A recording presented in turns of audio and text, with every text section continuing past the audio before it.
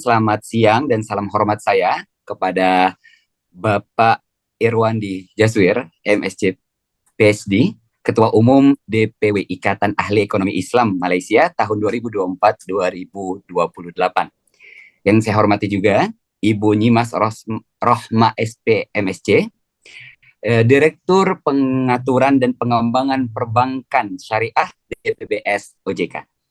Dan yang saya hormati juga Bapak Ilham Reza Ferdian, SEMSC, selaku Ketua dan Pendiri Koperasi La Riba Solusi Indonesia.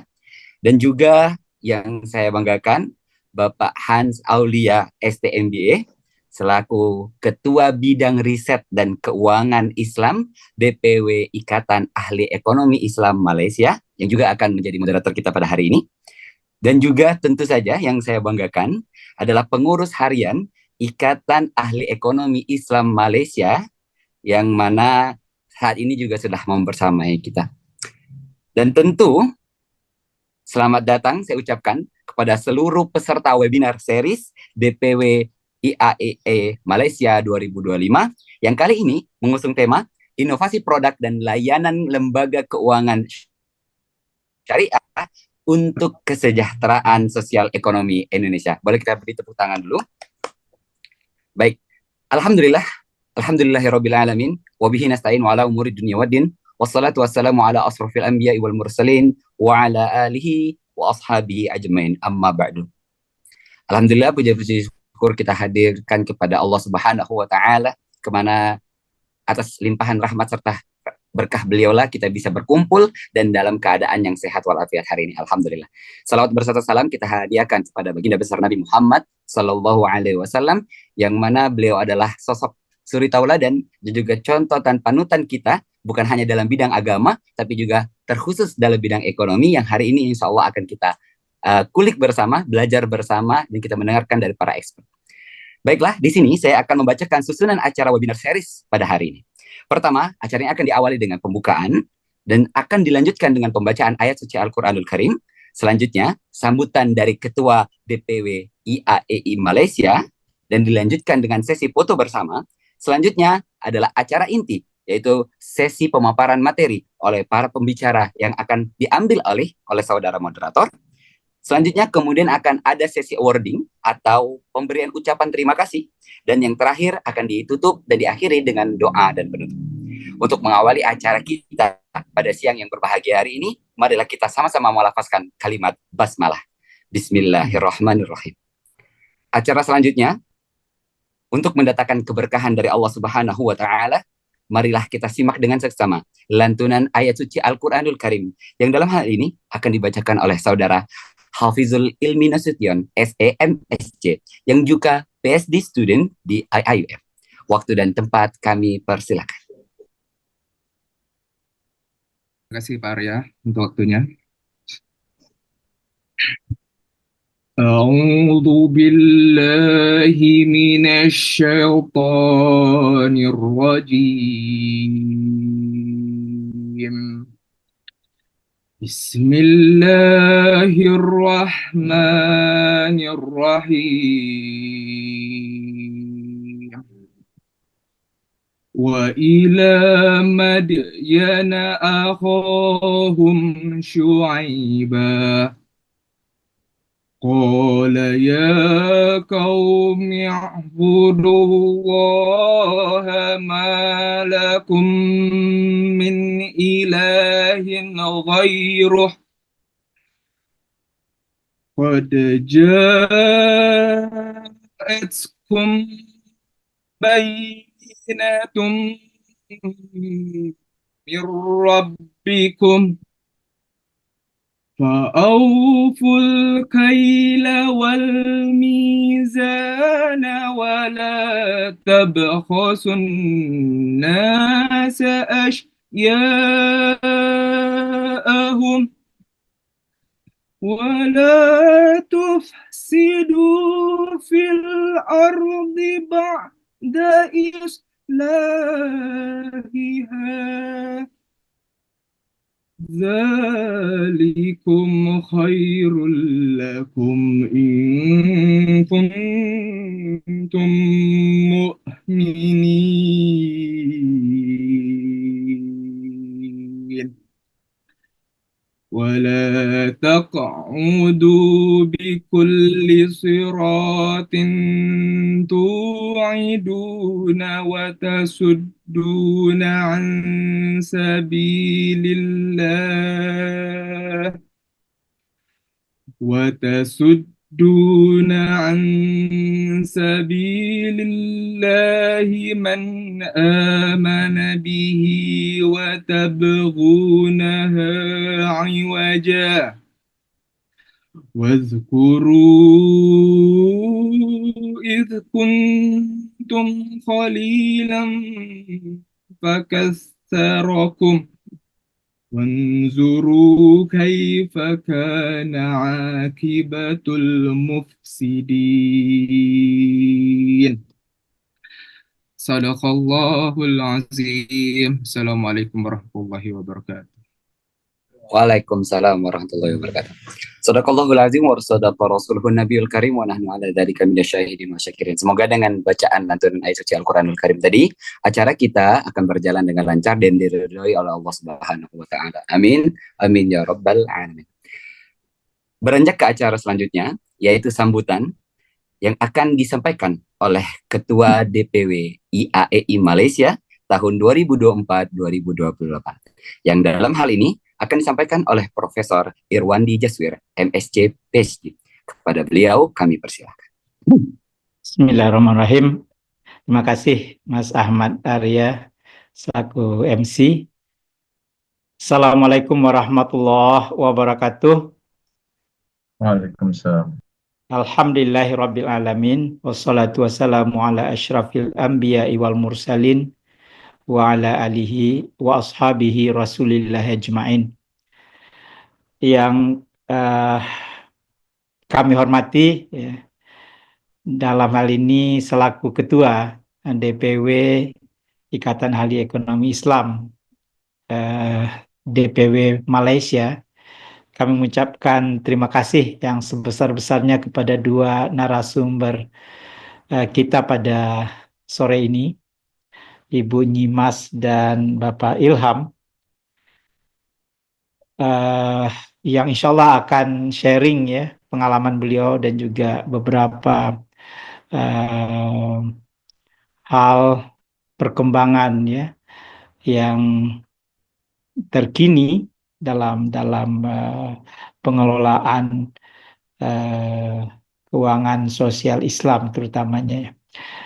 Namun sebelumnya selaku Ketua IAEI Malaysia, kami ingin menyampaikan beberapa hal bahwa kegiatan ini yaitu IAEI Malaysia Webinar Series kedua, inovasi produk dan layanan pada lembaga keuangan syariah untuk kesejahteraan sosial ekonomi Indonesia. Ini merupakan seri yang kedua dan merupakan kegiatan rutin 2 bulanan dari IAEI. Jadi kami terima kasih sekali ini untuk teman-teman, sahabat-sahabat di pengurus DPW IAEI Malaysia yang sudah rutin menjalankan kegiatan ini. Jadi alhamdulillah, tentu saja ini juga untuk meningkatkan literasi terutamanya ya di kalangan anggota maupun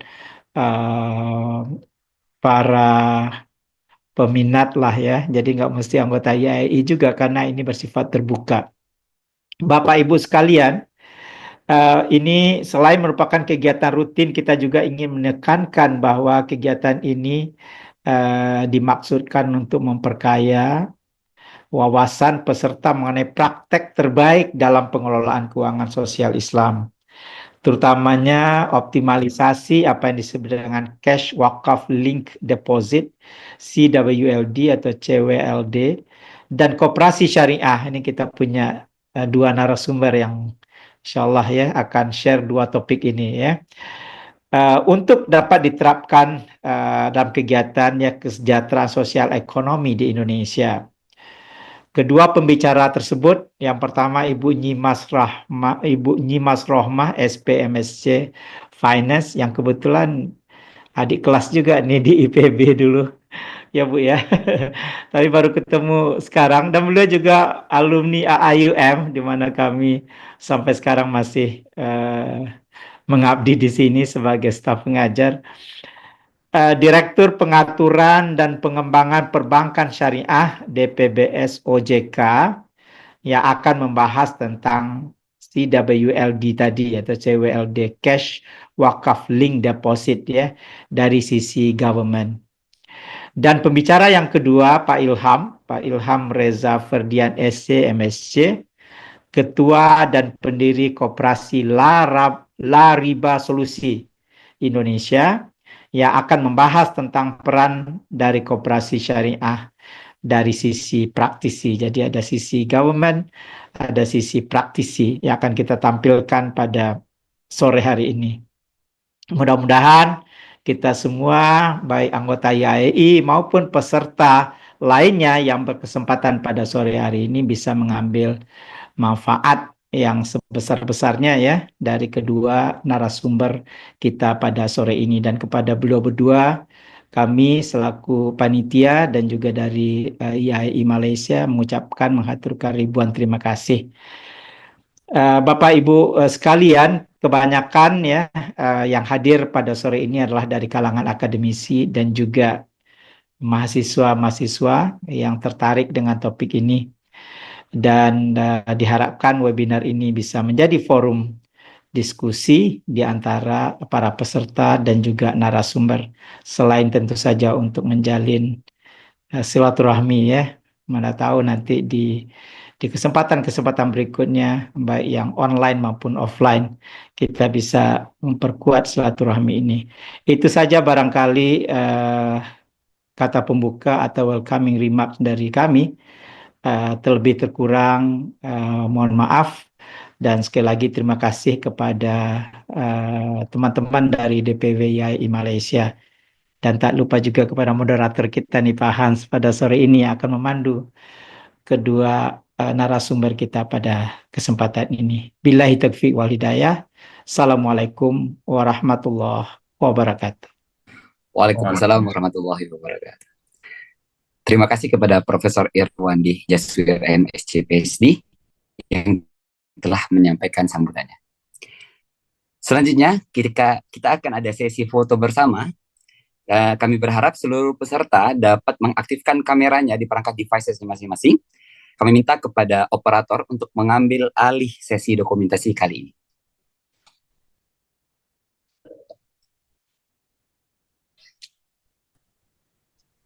Baik. Sebentar.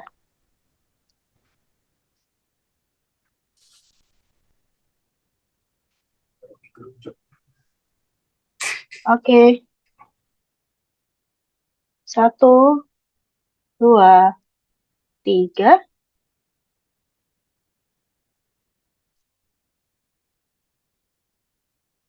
Sekali lagi.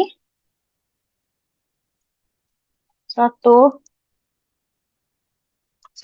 2, 3.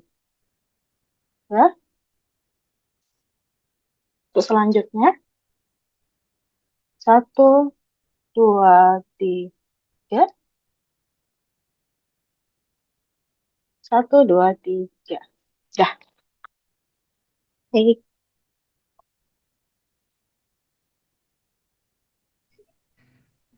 Baiklah, terima kasih kepada seluruh peserta. Kembali saya ucapkan terima kasih banyak kepada seluruh peserta yang tetap standby dan aktif pada acara webinar series ini sampai detik ini. Baiklah, para hadirin sekalian, masuklah kita kepada acara inti pada hari ini, yakni pemaparan materi webinar series yang diselenggarakan oleh DPW Ikatan Ahli Ekonomi Islam Malaysia yang mengusung tema Inovasi Produk dan Layanan Lembaga Keuangan Syariah untuk Kesejahteraan Sosial Ekonomi Indonesia, yang dalam hal ini akan dimoderatori oleh Bapak Hans Aulia ST MBA, yang juga menjabat sebagai Ketua Bidang Riset dan Keuangan Islam di DPW IAEI Malaysia. Kepada beliau, waktu dan tempat, saya persilakan. Baik, terima kasih Mas Ahmad Arya Valiansyah atas waktu yang diberikan pada kami. Assalamualaikum warahmatullahi wabarakatuh. Alhamdulillah, syukurillah Allah memberikan izin pada kita untuk bertemu melalui Zoom pada siang hari ini pada kajian rutin IAEI Malaysia. Insya Allah pada hari ini adalah kajian yang kedua kali. Pertama kami ucapkan terima kasih kepada Prof. Irwandi Jaswir yang telah hadir, dan kami ucapkan juga terima kasih kepada dua narasumber yang bersedia berpartisipasi pada kegiatan rutin kami pada hari ini, yaitu pertama Ibu Nyimas Rohmah. Beliau merupakan Direktur Pengaturan dan Pengembangan Perbankan Syariah OJK, dan yang pembicara ataupun narasumber kita kedua pada hari ini adalah Bapak Ilham Reza Ferdian, merupakan Ketua dan Pendiri Koperasi La Riba Solusi Indonesia.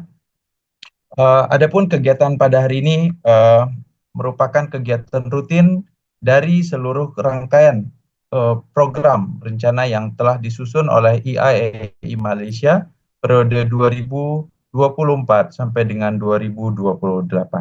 Dan pada hari ini dua narasumber yang hadir pada hari ini juga sebenarnya Prof merupakan keluarga besar dari IAEI Malaysia, karena kedua-duanya juga menamatkan S2-nya, program masternya di Malaysia, tepatnya di IAIUM. Jadi alhamdulillah ini programnya benar-benar difasilitasi oleh IAEI Malaysia, kemudian didukung oleh alumni Malaysia. Tapi kalau saya lihat di sini sekilas ternyata yang hadir bukan hanya dari Malaysia aja, Prof. Tadi sekilas saya lihat yang hadir dari 3 negara, dari Indonesia, kemudian yang kedua dari Malaysia, dan ada juga rekan saya dari UK. Alhamdulillah yang juga hadir pada kesempatan kita kali ini. Baik, Bapak Ibu, untuk tidak memperpanjang mukadimah dari moderator, izinkan saya untuk menyampaikan sedikit brief mengenai kegiatan pada hari ini, yaitu mengenai inovasi produk dan layanan keuangan syariah Indonesia untuk kesejahteraan sosial ekonomi Indonesia. Di awal pendiriannya, lembaga keuangan syariah yang pada waktu itu notabene adalah bank syariah, semua orang masih berdebat ya, saling berdebat, ini benar nggak bank syariahnya benar bisa sesuai syariah atau tidak gitu. Nah, namun pada saat ini kita sudah 20 tahun lebih ya, 20 tahun beranjak dari sesi itu, dan sekarang keberadaan bank syariah ataupun lembaga keuangan syariah bukan hanya dari sisi Islamic commercial things, tapi juga sudah beralih ke Islamic social things. Jadi pada hari ini kita akan mendengarkan penjelasan dari Ibu Nyimas Rohmah dari OJK mengenai CWLD ataupun Cash Wakaf Link Deposit, yang merupakan salah satu inovasi produk dan layanan lembaga keuangan syariah, khususnya dalam upaya bank syariah dalam hadir untuk memenuhi tuntutan dari masyarakat, yaitu sebagai institusi yang juga memikirkan aspek sosial. Tanpa berpanjang lama, kita akan lanjut ke sesi selanjutnya yang akan disampaikan oleh Ibu Nyimas Rohmah. Kepada Ibu Nyimas Rohmah, kami persilakan. Baik, bismillahirrahmanirrahim. Terima kasih Pak Hans Aulia. Suara saya jelas terdengar? Jelas, alhamdulillah. Bismillahirrahmanirrahim. Assalamualaikum warahmatullahi wabarakatuh. Alhamdulillahirrabbilalamin. Wassalatu wassalamu ala asrofil anbiya wal mursalin wa ala alihi wa sahbihi ajmain. Yang kami hormati Profesor Irwandi Jaswir, selaku Ketua DPW IAEI Malaysia. Yang kami hormati narasumber berikutnya Bapak Ilham Reza Ferdian, dan juga moderator Bapak Hans Aulia. Dua-duanya nih adik-adik saya ini di IAIUM ya. Baik, Bapak Ibu, pertama-tama kami menyambut baik diadakannya kegiatan ini sebagai salah satu cara kita untuk lebih menciarkan ya ekonomi syariah, keuangan syariah di Indonesia. Dan pada hari ini perkenankan kami untuk memaparkan materi yaitu Cash Wakaf Link Deposit atau CWLD, yang merupakan salah satu produk yang dikembangkan oleh OJK, khususnya Departemen Perbankan Syariah. Boleh tayangannya?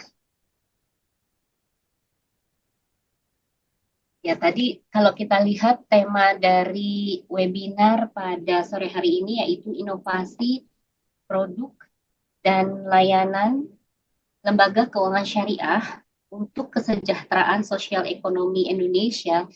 Ini sangat sesuai ataupun sejalan dengan roadmap yang telah diterbitkan oleh OJK, yaitu roadmap pengembangan dan penguatan perbankan syariah Indonesia 2023-2027. Roadmap ini sering kita singkat RP3SI, begitu ya Bapak Ibu.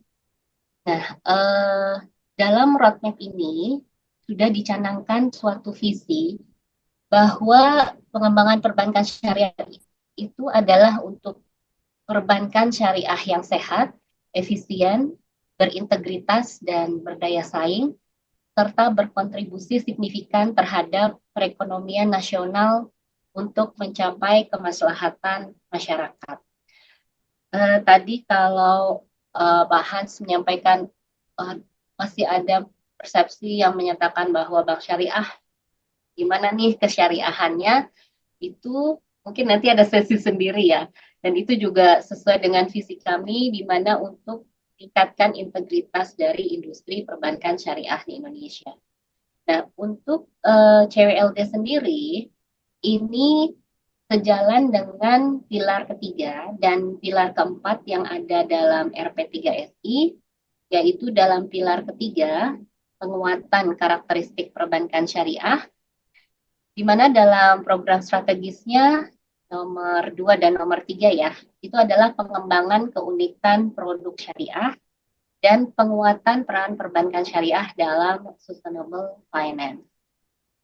Dan juga sejalan dengan pilar keempat, yaitu peningkatan kontribusi perbankan syariah dalam perekonomian nasional di program strategis nomor 1, 2, dan 3.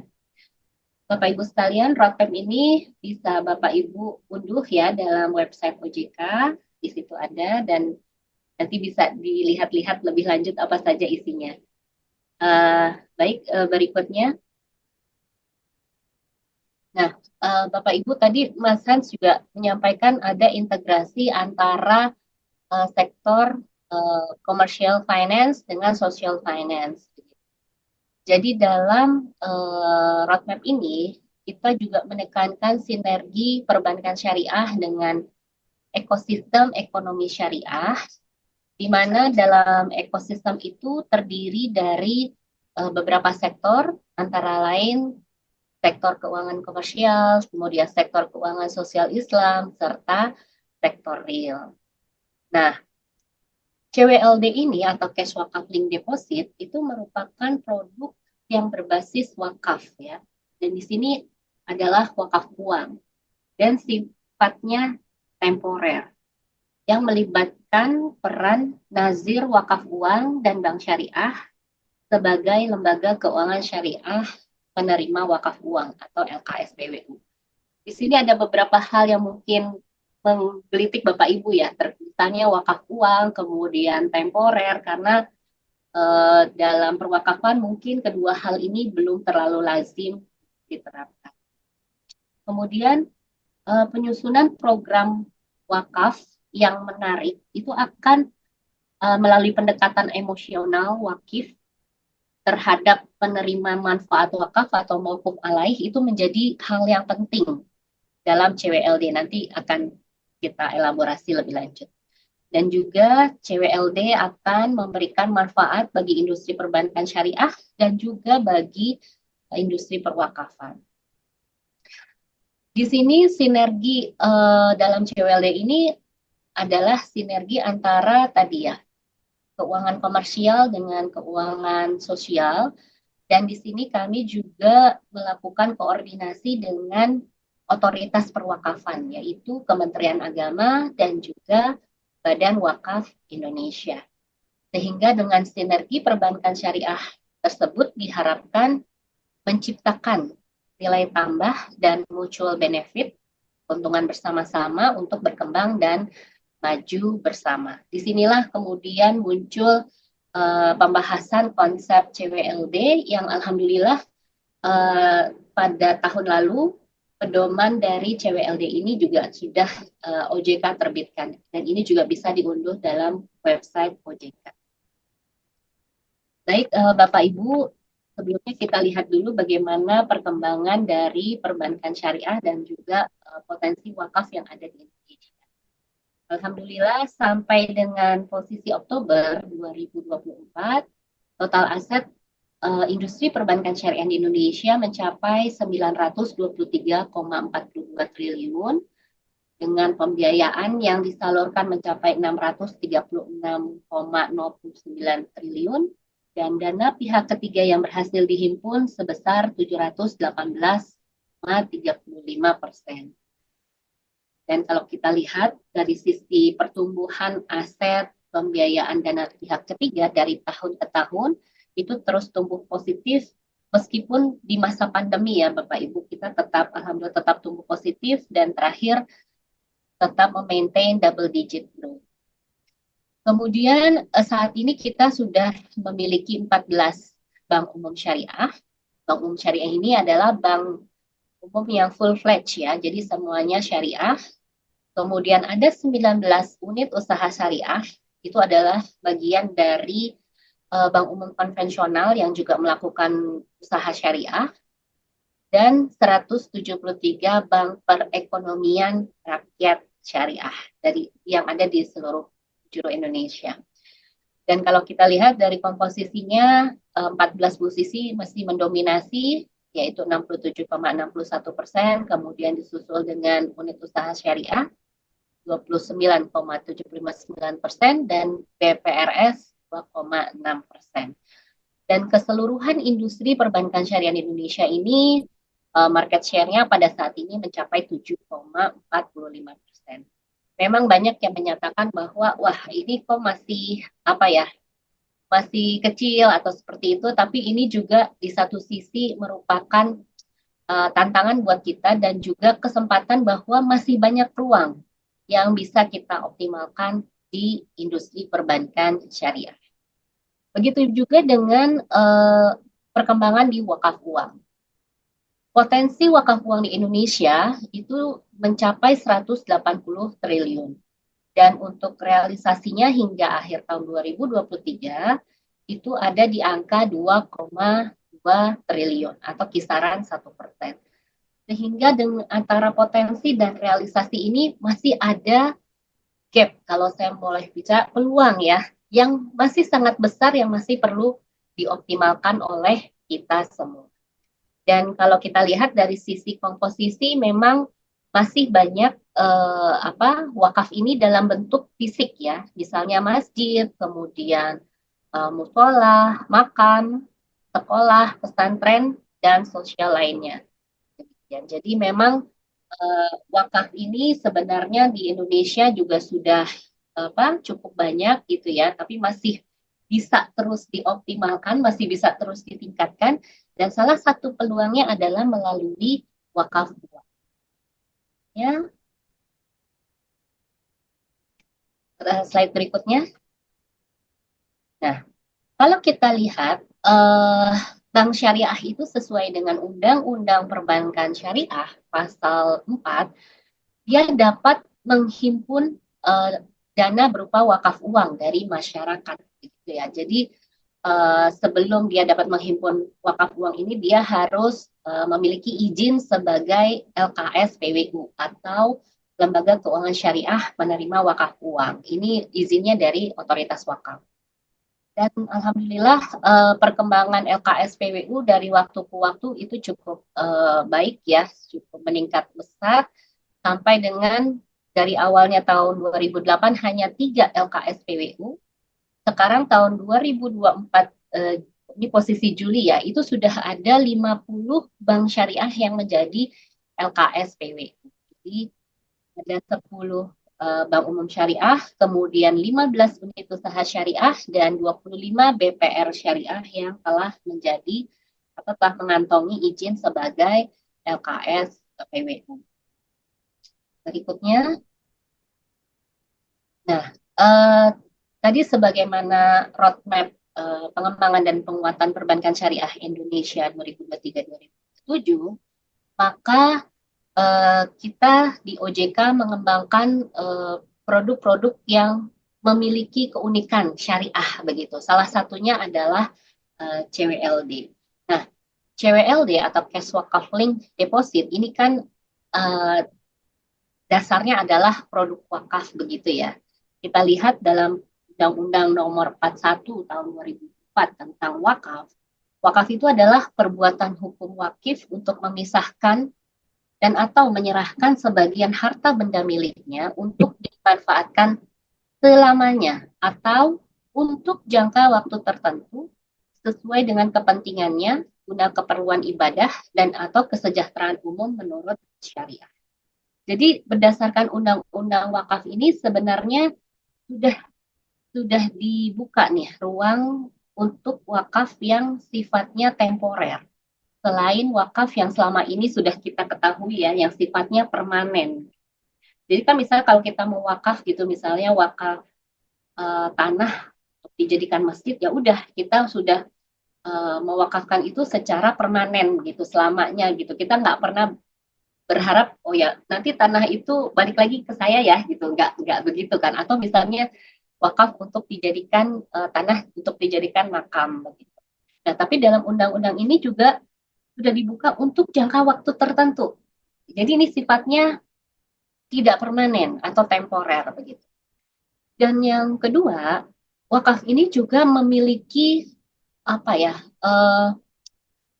keunggulan di mana dia lebih terbuka dalam hal pemanfaatan begitu ya. Jadi kalau dana zakat begitu kan sudah ada aturan dan batasannya ya. Tapi untuk wakaf ini dapat digunakan selain untuk keperluan ibadah, itu juga bisa digunakan untuk kesejahteraan umum menurut syariah sepanjang sesuai dengan syariah. Itu yang pertama. Kemudian kami pada saat berdiskusi ketika pengembangan CWL ini juga sering mendapat pertanyaan, apakah memang boleh nih wakaf yang sifatnya temporer gitu untuk jangka waktu tertentu gitu ya.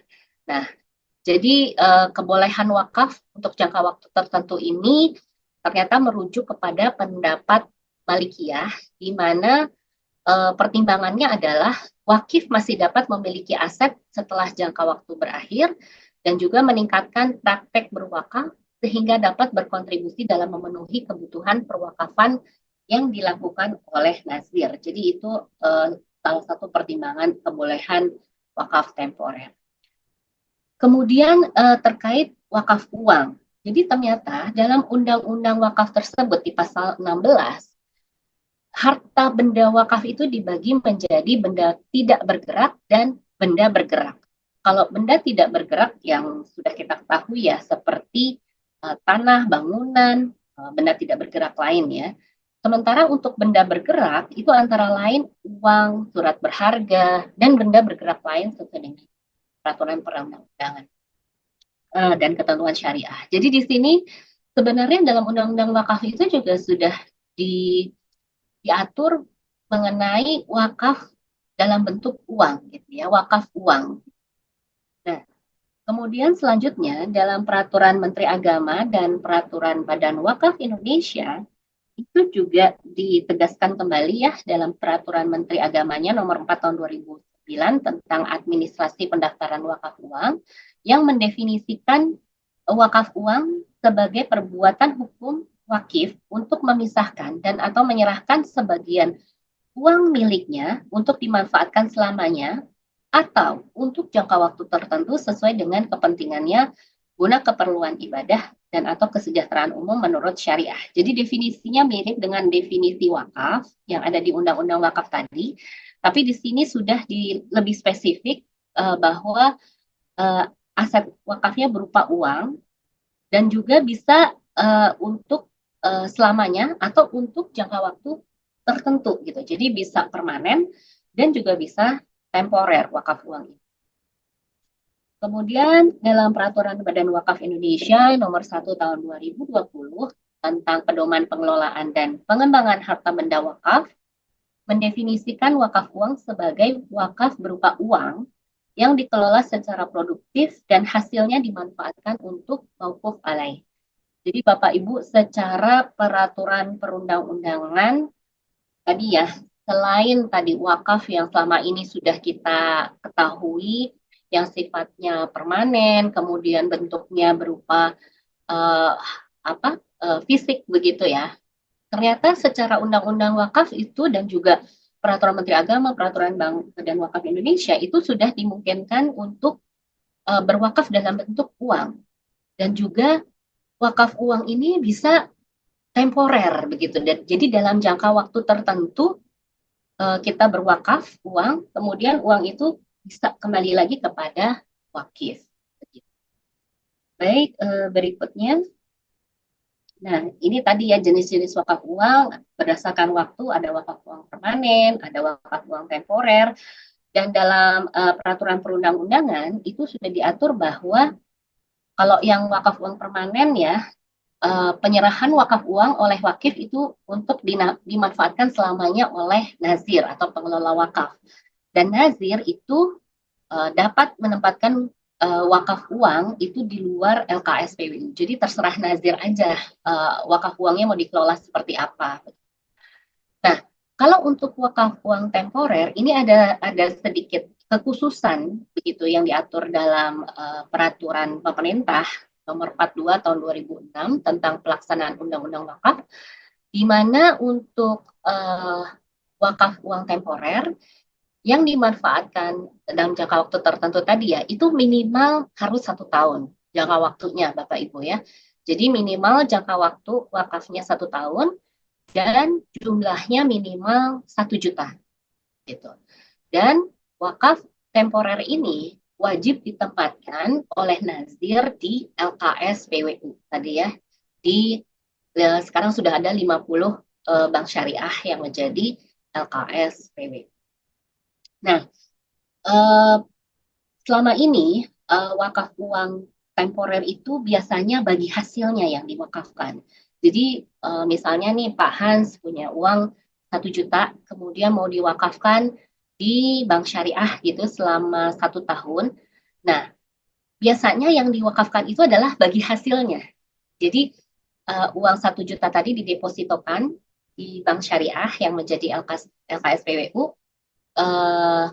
Dan bagi hasil dari deposito 1 juta rupiah selama 1 tahun tersebut itulah kemudian yang diwakafkan begitu ya. Ini ada contohnya misalnya SWR 004, kemudian juga ada waktu itu Kalisa ya, Gerakan Wakaf Peduli Indonesia yang diinisiasi oleh pemerintah ya, Kementerian Keuangan dan Kementerian Agama serta BWI. Baik, ini ada yang ingin bertanya apa mau ini dulu apa dilanjut saja dulu? Lanjut dulu aja, moderator? nggak apa-apa bunyi Mas. Oh, lanjut boleh ya. Oke. Oh, saya agak cepat ya, ini waktunya di jam 12. Baik, jadi Bapak Ibu, jadi konsep cash wakaf link deposit yang dikembangkan oleh OJK itu adalah wakaf, yang diwakafkan itu adalah depositonya. Jadi bukan bagi hasilnya ya Bapak Ibu, tapi depositonya. Jadi tadi kalau Pak Hans berwakaf gitu ya, 1 juta rupiah selama 1 tahun, maka yang diwakafkan itu adalah depositonya. Dan depositonya ini yang kemudian bagi hasilnya itu yang dimanfaatkan untuk mauquf alaih gitu ya. Jadi kalau yang sebelumnya yang biasa bagi hasilnya itu yang menjadi dana wakaf, kemudian baru hasil pengelolaan dari bagi hasil itu kemudian yang dimanfaatkan untuk mauquf alaih pun jadi sangat lebih kecil begitu ya. Tapi ketika depositonya yang diwakafkan itu diharapkan bagi hasil yang diperoleh yang kemudian dapat dimanfaatkan oleh mauquf alaih itu jadi menjadi lebih besar. Nah, jadi di sini digunakan instrumen deposito yang dimiliki oleh wakif Kemudian bagi hasil yang diperoleh dari deposito itu kemudian langsung disalurkan kepada mauquf alaih sebagaimana program CWLD yang sebelumnya sudah ada, yang sudah disampaikan kepada wakif ya, program CWLD-nya seperti apa. Ini mungkin detail nanti bisa dibaca sendiri ya Bapak Ibu. Kita langsung saja kepada manfaat dari CWLD. Jadi manfaat dari CWLD ini Masya Allah bisa bermanfaat baik bagi wakifnya atau nasabah banknya, kemudian bagi nazirnya, kemudian juga bagi banknya itu sendiri. Jadi kalau bagi wakif, kita bisa berwakaf uang kembali gitu ya. Karena tadi temporer, kalau kita mau wakaf uang lagi ya bisa gitu ya. Jadi bisa dan itu juga bisa disesuaikan dengan kebutuhan dari pengelolaan keuangan kita gitu ya. Kemudian program wakaf itu bisa sesuai dengan pilihan dan ikatan emosional dari wakif gitu. Misalnya wakaf itu untuk misalnya dalam suatu yayasan pendidikan ya Bapak Ibu ya. Dalam satu yayasan pendidikan di situ kan ada ekosistemnya. Kemudian program wakafnya adalah memberikan beasiswa untuk siswa yang duafa begitu ya dalam yayasan pendidikan itu. Jadi itu lebih menimbulkan ikatan emosional untuk wakif begitu ya.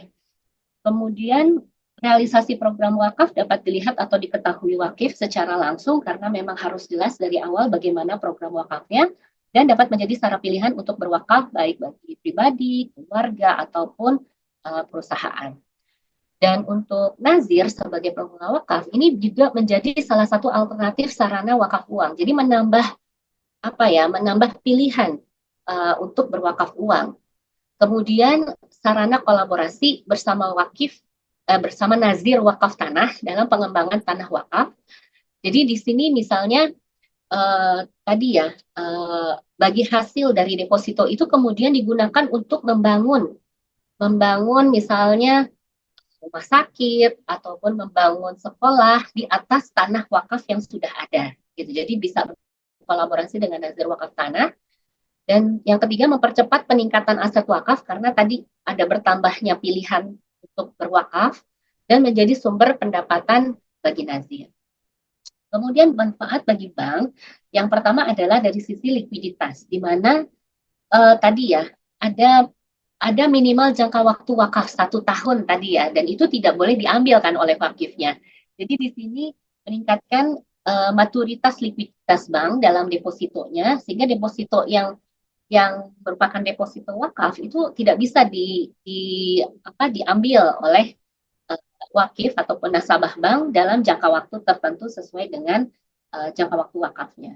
Kemudian juga aset quality, menjaga kualitas aset bank dari sisi performance dan sumber pengembalian pembiayaan. Jadi tadi misalnya ini berlaku untuk wakaf CWLD dengan pembiayaan ya. Jadi tadi ketika misalnya bagi hasil tadi digunakan untuk membangun sekolah, membangun rumah sakit begitu ya, yang dibiayai oleh bank syariah, maka bagi hasil dari wakaf ini akan menjadi sumber pembayaran pembiayaan tadi. Begitu. Kemudian tentu saja menjaga pendapatan bank ya, nanti bank juga mendapatkan pendapatan dari situ dan meningkatkan reputasi ya. Jadi reputasi bank syariah semakin meningkat karena dia mengintegrasikan tadi ya komersial dan sosial. Jadi bank syariah itu nggak melulu komersial gitu, tapi juga in touch kepada fungsi sosialnya. Dan juga inklusi keuangan syariah, di mana dapat menjangkau masyarakat lebih luas yang belum berbank syariah, tapi karena tadi dia mau berwakaf, akhirnya bisa terhubung dengan bank syariah, dan dengan demikian meningkatkan inklusi keuangan syariah. Baik, berikutnya, ini tadi yang saya sampaikan ya mengenai CWLD, skema CWLD, ada CWLD tanpa pembiayaan, ada CWLD dengan pembiayaan. Jadi kalau tanpa pembiayaan, ya tadi bagi hasil depositonya itu langsung disalurkan kepada mauquf alaih ya. Jadi misalnya dalam bentuk beasiswa, kemudian modal usaha ultramikro, ataupun proyek sosial lainnya yang tanpa pengadaan aset. Tapi kalau CWLD dengan pembiayaan itu misalnya digunakan untuk pengadaan, misalnya untuk pengadaan mobil ambulan buat rumah sakit ya, atau pembangunan gedung, atau pengadaan alat kesehatan serta pengadaan aset lainnya. Jadi di sini berikutnya ada skema CWLD ya. Nanti bisa Bapak Ibu lihat, tapi pada prinsipnya adalah pertama, Bank Syariah itu harus kerjasama dulu dengan Nazir ya Bapak Ibu. Bank Syariah harus kerjasama dulu dengan Nazir Wakaf Uang untuk merumuskan kita mau program wakafnya itu seperti apa gitu ya. Dan itu dituangkan dalam perjanjian kerjasama. Kemudian Bank Syariah maupun Nazir itu sama-sama mencari wakifnya ya, siapa yang berminat untuk program wakaf ini gitu. Dan nanti kalau sudah ada wakifnya, wakif ini kemudian menjadi nasabah Bank Syariah, menyerahkan dananya dijadikan deposito yang akan menjadi wakaf uang si wakif atau nasabah begitu. Kemudian Bank Syariah setiap bulan akan memberikan bagi hasil atas deposito tersebut kepada nazir ya. Dan nazir ini kemudian yang akan menyalurkan kepada mauquf alaih begitu. Ini yang tanpa pembiayaan, jadi langsung kepada mauquf alaihnya. Baik Bank Syariah maupun LKM maupun Nazir masing-masing nanti ada laporannya kepada otoritas masing-masing ya. Bank Syariah ada ke OJK, kemudian Nazir ada ke Kementerian Agama dan juga BWI. Nah, untuk CWLD dengan pembiayaan ini sama ya Bapak Ibu, tapi dalam pembiayaan ini selain tadi ada deposito wakaf, tapi juga Bank Syariah ini akan memberikan pembiayaan untuk pengadaan aset tadi ya Bapak Ibu. Misalnya di sini untuk kesehatan, misalnya pembangunan rumah sakit gitu ya. Jadi Nazir Wakaf Uang ini mengajukan pembiayaan kepada Bank Syariah untuk membangun rumah sakit ya di atas tanah wakaf, bisa berkolaborasi dengan Nazir Wakaf Tanah tadi untuk misalnya rumah sakit untuk para duafa misalnya begitu ya. Nah, nanti untuk angsuran pembiayaan rumah sakit tersebut itu berasal dari bagi hasil dari deposito wakaf tadi, begitu. Jadi berhubungan gitu ya Bapak Ibu, ini menjadi suatu ekosistem sendiri. Nah, baik berikutnya ini contoh program CWLD ya, ada program beasiswa, kemudian ada pemberdayaan usaha ultra mikro. Ini perhitungannya nanti bisa Bapak Ibu lihat sendiri ya. Kemudian untuk yang CWLD dengan pembiayaan, ada program pembangunan ruang kelas PAUD, ada pembiayaan untuk pengadaan gerobak ya, gerobak pedagang UMKM begitu. Nah, baik. Berikutnya terkait implementasi dari CWLD, alhamdulillah beberapa bank telah mengimplementasikan CWLD. Di sini yang kami daftarkan list ada dari KB Bank Syariah, kemudian dari Hijrah Bank, Bank Jatim Syariah, BRK Syariah, dan BJB Syariah. Dan juga masih banyak bank-bank lain yang sedang dalam proses ya untuk mengembangkan CWLD, baik dari Bank Umum Syariah, Unit Usaha Syariah, maupun Bank Perekonomian Rakyat Syariah. Nah, ini beberapa contoh ya, misalnya di KB Bank Syariah ya. Di sini dia programnya adalah untuk modal usaha pemeliharaan kambing ya, pemeliharaan kambing di Desa Kabupaten Grobogan gitu ya.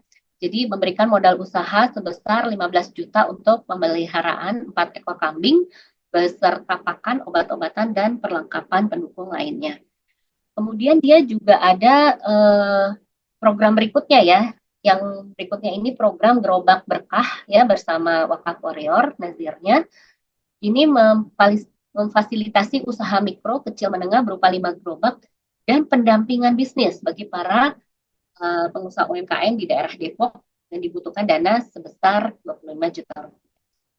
Kemudian berikutnya ada juga di Bank Riau Kepri. ini dia programnya mendukung kegiatan dakwah ya oleh dai di daerah terpencil di Kabupaten Rokan Hulu, tepatnya Desa Aliantan, Desa Kabun, Desa Puraya dan sekitarnya yang terkena transportasi, di mana dia membelikan sepeda motor ya untuk para dai daerah terpencil ini.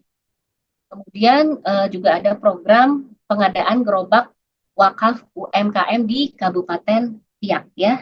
Jadi di sini sejalan juga dengan program kota wakaf dari Kementerian Agama ya. Jadi Kabupaten Siak ini merupakan salah satu kota wakaf yang ditetapkan oleh pemerintah. Dan di sini ada program CWLD-nya bekerja sama dengan Yayasan BRKS untuk pengadaan 3 unit gerobak masing-masing 5,8 juta dengan total 17,4 juta. Kemudian ada juga dari Hijrah Bank. Hijrah Bank ini pengadaan gerobak juga ya untuk UMKM, kebutuhan dana 30 juta untuk 10 gerobak dan lokasinya di Jakarta dan Depok, serta UUS Bank Jatim ya. UUS Bank Jatim ada program beasiswa yang mengikuti kepada mahasiswa yang mengikuti program MBKM di Yayasan Gerakan Wakaf Indonesia, totalnya 80 juta untuk 20 mahasiswa, dan juga untuk bantuan modal usaha ya kepada pengusaha di sekitar Masjid Al-Falah Kecamatan Wonocolo ya di bawah Yayasan Rumah Wakaf Indonesia dengan total dana 54 juta untuk 12 pengusaha. Ini semua program wakaf atau CWLD ini sudah diimplementasikan ya. Sekarang Bapak Ibu mereka sudah berhasil mengumpulkan dana wakafnya dan sekarang sudah berjalan, dan mudah-mudahan ke depannya juga semakin banyak bank syariah yang berikan program CWLD ini sehingga nanti kemanfaatannya kepada masyarakat akan lebih terasa lagi. Dan terakhir kami ingin sampaikan bahwa sinergi perbankan syariah dengan keuangan sosial syariah itu mendorong pergeseran pengembangan produk dari yang tadinya bersifat alternatif produk bank konvensional atau kita sebut syariah compliant products, itu menuju kepada pengembangan produk yang sifatnya unik berdasarkan prinsip syariah atau yang kita sebut syariah based product.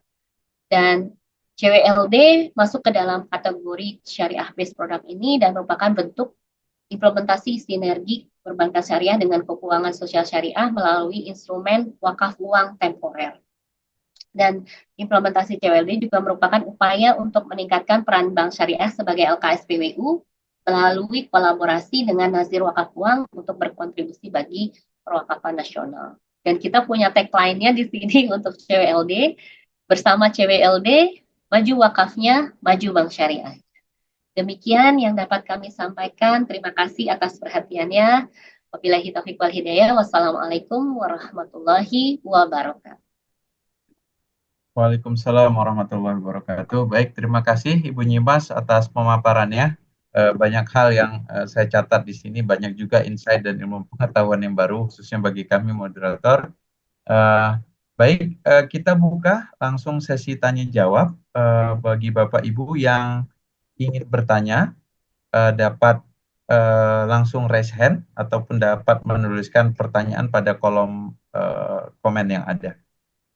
Sekedar informasi bagi Bapak Ibu, materi yang disampaikan oleh Ibu Nyimas tadi juga telah di-share di kolom chat oleh salah satu admin di pertemuan Zoom kali ini. Jadi Bapak Ibu dapat refer, kali aja mau menjadi investor, tertarik menjadi salah satu wakif pada program CWLD ini, dapat mempelajari terlebih dahulu dari sumber yang terpercaya tentunya dari OJK selaku regulator perbankan dan perbankan syariah di Indonesia.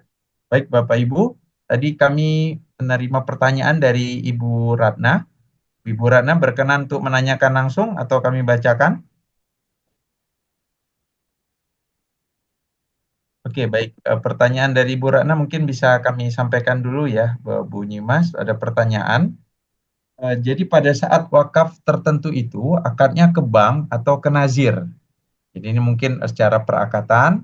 Kemudian karena beliau masih bertanya-tanya tadi mengapa wakaf didepositokan. Mungkin itu pertanyaan pertama, Bu Nyimas, silakan. Baik, saya langsung jawab ya. Oh ya, di sini ada Pak Tito juga dari OJK. Jadi kalau Ada yang ingin ditambahkan, silahkan Pak Tito ya, atau saya mungkin salah menjawab. Jadi kepada Bu Ratna, jadi sepengetahuan saya Bu, kalau kita wakaf itu akad kita antara sebagai wakif ya, dengan nazir sebagai pengelola wakaf begitu. Jadi bukan ke bank syariahnya gitu. Jadi kepada nazirnya. Tadi ada beberapa contoh ya, misalnya nazir itu apa? Warrior itu tadi ya. Jadi ada beberapa nazir lah ya yang bekerja sama dengan bank syariah. Jadi kita akadnya tuh kepada nazir Bu. Nanti ada akta ikrar wakaf ya, AIW begitu. Kemudian ada juga sertifikat wakaf uang SWU begitu. Jadi ada beberapa dokumen nanti Bu ya. Nah, kemudian uang tadi kan kita berwakaf uang nih ya Bu ya. Kemudian uang tadi ditempatkan di deposito di bank syariah begitu. Di tempat dikelola oleh nazir dalam bentuk penempatannya sebagai deposito di bank syariah dengan jangka waktu tertentu gitu. Nah, deposito itu tentunya akan memberikan bagi hasil ya, Bapak Ibu. Bagi hasil itulah kemudian yang dimanfaatkan untuk mauquf alaih begitu. Jadi bagi hasilnya yang diberikan kepada mauquf alaih. Kemudian deposito itu ketika jatuh tempo, Bapak Ibu juga sudah selesai, akan kembali kepada Ibu kembali. Begitu. Mungkin Mas Tito ada yang mau ditambahkan? Silakan. Iya, mungkin sedikit Ibu. Jadi LKSPWU kan itu lembaga keuangan syariah penerima wakaf uang ya, di mana di dalamnya juga di dalam LKSPWU itu ada namanya PPIW. Jadi pejabat pencatat akta ikrar wakafnya ada LKSPWU. Jadi nanti sudah ditentukan oleh ketentuan wakaf juga ketika wakaf uang itu untuk pejabat yang mencatatnya itu adalah LKSPWU. Jadi nanti wakif berikrar menyerahkan wakafnya kepada nazir dicatatkan oleh LKSPWU. Dan bedanya itu kan kalau lanjut lagi terkait dengan wakaf uang sendiri, kenapa tadi wakafnya dalam bentuk deposito dan baru bagi hasil bisa dimanfaatkan. Jadi kan kalau wakaf uang agak berbeda ya. Wakaf itu namanya jadi objeknya itu harus dikelola terlebih dahulu, baru hasilnya lah yang bisa dimanfaatkan kepada wakaf alai. Begitu juga dengan wakaf uang tadi. Dalam CWLD ini objeknya adalah uang yang deposito. Jadi wakif mengikrarkan bahwa saya menyerahkan deposito saya senilai berapa kepada si nazir. Nah, nazir ini atas deposito itu tetap di bank syariah. Nah, dikelola oleh bank syariah dalam bentuk deposito. Nanti bagi hasilnya tadi yang deposito kan sebenarnya bagi hasilnya itu nanti pada waktu awalnya diserahkan kepada rekeningnya si nasabah ya. Harusnya kan bagi hasil ke nasabah. Karena ini sudah diwakafkan, rekening untuk penerimaan bagi hasil itu dirubah ke atas nama nazir. Jadi nazir menerima manfaatnya. Mungkin itu Ibu penambahan sedikit. Terima kasih. Baik, terima kasih Bu Mas dan Mas Tito. Boleh satu pertanyaan lagi ya, Bu Nyimas ya? Ya, silakan. Persilakan kita dari IAI Malaysia. Silakan. Mas Han, suaranya kok kayak kurang jelas ya? Sudah jelas? Ya, sekarang jelas. Oke. Silakan Ibu Urwatul Wusto dari IAI Malaysia. Oke. Assalamualaikum warahmatullahi wabarakatuh, Ibu Bapak. Salam kenal, saya Urwatul Wusto, staf DPS di Bank NTB Syariah. Ya, salam kenal Ibu. Saya tim praktisi sekaligus di staf DPS. Saya sebagai akademis yang nulis-nulis opini biasanya kalau ada produk dan servis yang terbaru. Nah, kaitannya sama CWLD ini, Ibu, bagaimana kita bisa tahu? Saya sebagai karyawan dan juga ingin nih kira-kira mau menjadi nasabah CWLD. Apakah kita bisa tahu presentasi dari yang kita wakafkan? Kan dana nasabah banyak sekali. Ada yang pembiayaan apa dana deposito yang sekian. Nah, itu yang didepositokan bagi hasilnya jangka waktu dan maupun yang selamanya. Nah, yang untuk jangka waktu ini misalnya saya mau untuk yayasan sekolah. Apakah ada nilai presentasi misalnya Ibu Urwa dengan deposito 10 juta, Ibu Urwa presentasi di wakaf yayasan ini sekitar 3% gitu. Apakah ada tidak untuk presentasi ketetapannya begitu Ibu? Dari berapa bisa nggak kita dapat gitu? Dari sertifikat lah kita dapatkan atau memang dia nilainya abstrak aja gitu, Bu? Terima Maksudnya kasih. ketika Bu Urwa mau wakaf gitu depositonya, Hah? berapa bagi hasilnya persentasenya gitu? Maksudnya itu Bukan, bukan? bukan total presentasi, tapi berapa misalnya satu yayasan ini berapa orang yang berwakaf, berapa wakifnya, dan berapa nilai bangunannya dan berapa nilai misalnya dari semua nasabah yang terkumpul, misalnya ada 10 orang yang berwakaf di yayasan tersebut. Nah, yang berwakaf di yayasan tersebut itu berapa nilainya? Ada 30% kah? Ada berapa persen? Bisa tidak itu dipresentasikan? Maksudnya biar kita tahu, oh ternyata selama ini pahala saya segini persen gitu walaupun tidak terhitung gitu. Iya, biasanya ketika program CWLD ini kan sudah dirumuskan dulu nih programnya apa, misalnya tadi pembangunan ya, misalnya pembangunan sekolah gitu. Nah, untuk pembangunan sekolah ini perlu biayanya berapa nih, begitu ya, misalnya biayanya 200 juta misalnya gitu ya. Oh, ini ada contohnya. Ini misalnya ruang kelas PAUD ya. Misalnya bikin ruang kelas PAUD itu dana 150 juta gitu ya. Nah, kalau kita perlu dana 150 juta, itu perlu berapa sih wakaf yang terkumpul gitu ya? Perlu berapa sih dana CWLD-nya? Nah, ternyata ini udah ada hitungannya, Bu. Di sini berdasarkan hitungan, itu kita harus mengumpulkan dana CWLD itu atau dana wakaf uang itu sebesar 3,232 miliar begitu. Sehingga nanti akan mendapatkan keperluan dana 150 juta untuk membangun ruang kelas PAUD. Nah, kemudian jangka waktunya juga 12 bulan ya, dan jangka waktu pengumpulan dananya misalnya 1 bulan begitu. Jadi bisa diketahui misalnya dari 3,2 miliar ini ya, itu dari berapa wakif gitu. Nanti misalnya Bu Urwa berapa wakafnya berapa bisa diketahui persentasenya begitu ya. Secara hitungan sih harusnya bisa diketahui persentasenya. Mas Tito mungkin bisa nambahin, silakan. Iya, betul Ibu. Mungkin menambahkan ini salah satu kelebihan CWLD gitu ya. Kalau CWLD memang kan tadi dikatakan Bu Jimas bahwa kekuatannya adalah di awal itu programnya sudah jelas. Kita mau bangun apa sih, mau bikin apa sih, mau ngasih apa sih, misalkan ngasih beasiswa. Beasiswanya berapa banyak, untuk berapa orang. Jadi kebutuhan realnya udah ketahuan. Misalkan untuk beasiswa untuk 10 orang, masing-masing 1 juta. Berarti kita butuh dana 10 juta nih. Jadi kita butuh deposito yang menghasilkan bagi hasil 10 juta tiap bulan, katakan gitu. Nanti akan ketemu nilai dana deposito yang dibutuhkannya. Misalkan, oh ternyata butuh dana 1 miliar. Terus saya bilang, oh berarti kalau 10 orang 1 miliar, berarti satu orang 100 juta. Berarti saya nyumbang deh 100 juta, biar saya seakan-akan saya bisa ngasih ke satu orang tertentu. Nah itu juga bisa jadi nilai tambahan di CWLD. Misalkan kalau beasiswa 10 orang, saya ambil satu paket ya. Saya masukin 100 juta buat si A, karena saya tertarik nih sama profilnya dia. Nah itu juga. Jadi memang lebih apa ya, lebih real lah gitu kalau CWLD ini. Bisa Ibu, bisa tahu kita. Karena nanti kan di situ ada kewajiban lapor juga ya. Lapor rencana programnya ini dilaporkan nih ke otoritas terkait. Nanti pas realisasinya pun dilaporkan. Terkumpul berapa, namanya siapa saja. Gitu. Baik, terima kasih Bu Nyimas, Mas Tito. Mungkin satu pertanyaan lagi nih dari Bapak Ahmad Agung. Sepertinya beliau mewakili dari Lembaga Keuangan Syariah Non-Bank. Beliau bertanya, terkait pembentukan LKSPWU, bagaimana prosedur dan persyaratannya? Apakah lembaga keuangan syariah non-bank yang sudah ada sekaligus dapat menerima keuangan atau seperti apa proses operasional LKSPWU tersebut? Ini mungkin menanyakan proses izin dan persyaratannya. Demikian. Iya. Ya silakan Mas Tito. Oh, saya nggak tahu. Oh ya izin. Terkait syarat LKSPWU berarti Pak ya. Kalau boleh tanya Bapak dari apa Pak ininya terkait dengan lembaga keuangan ya.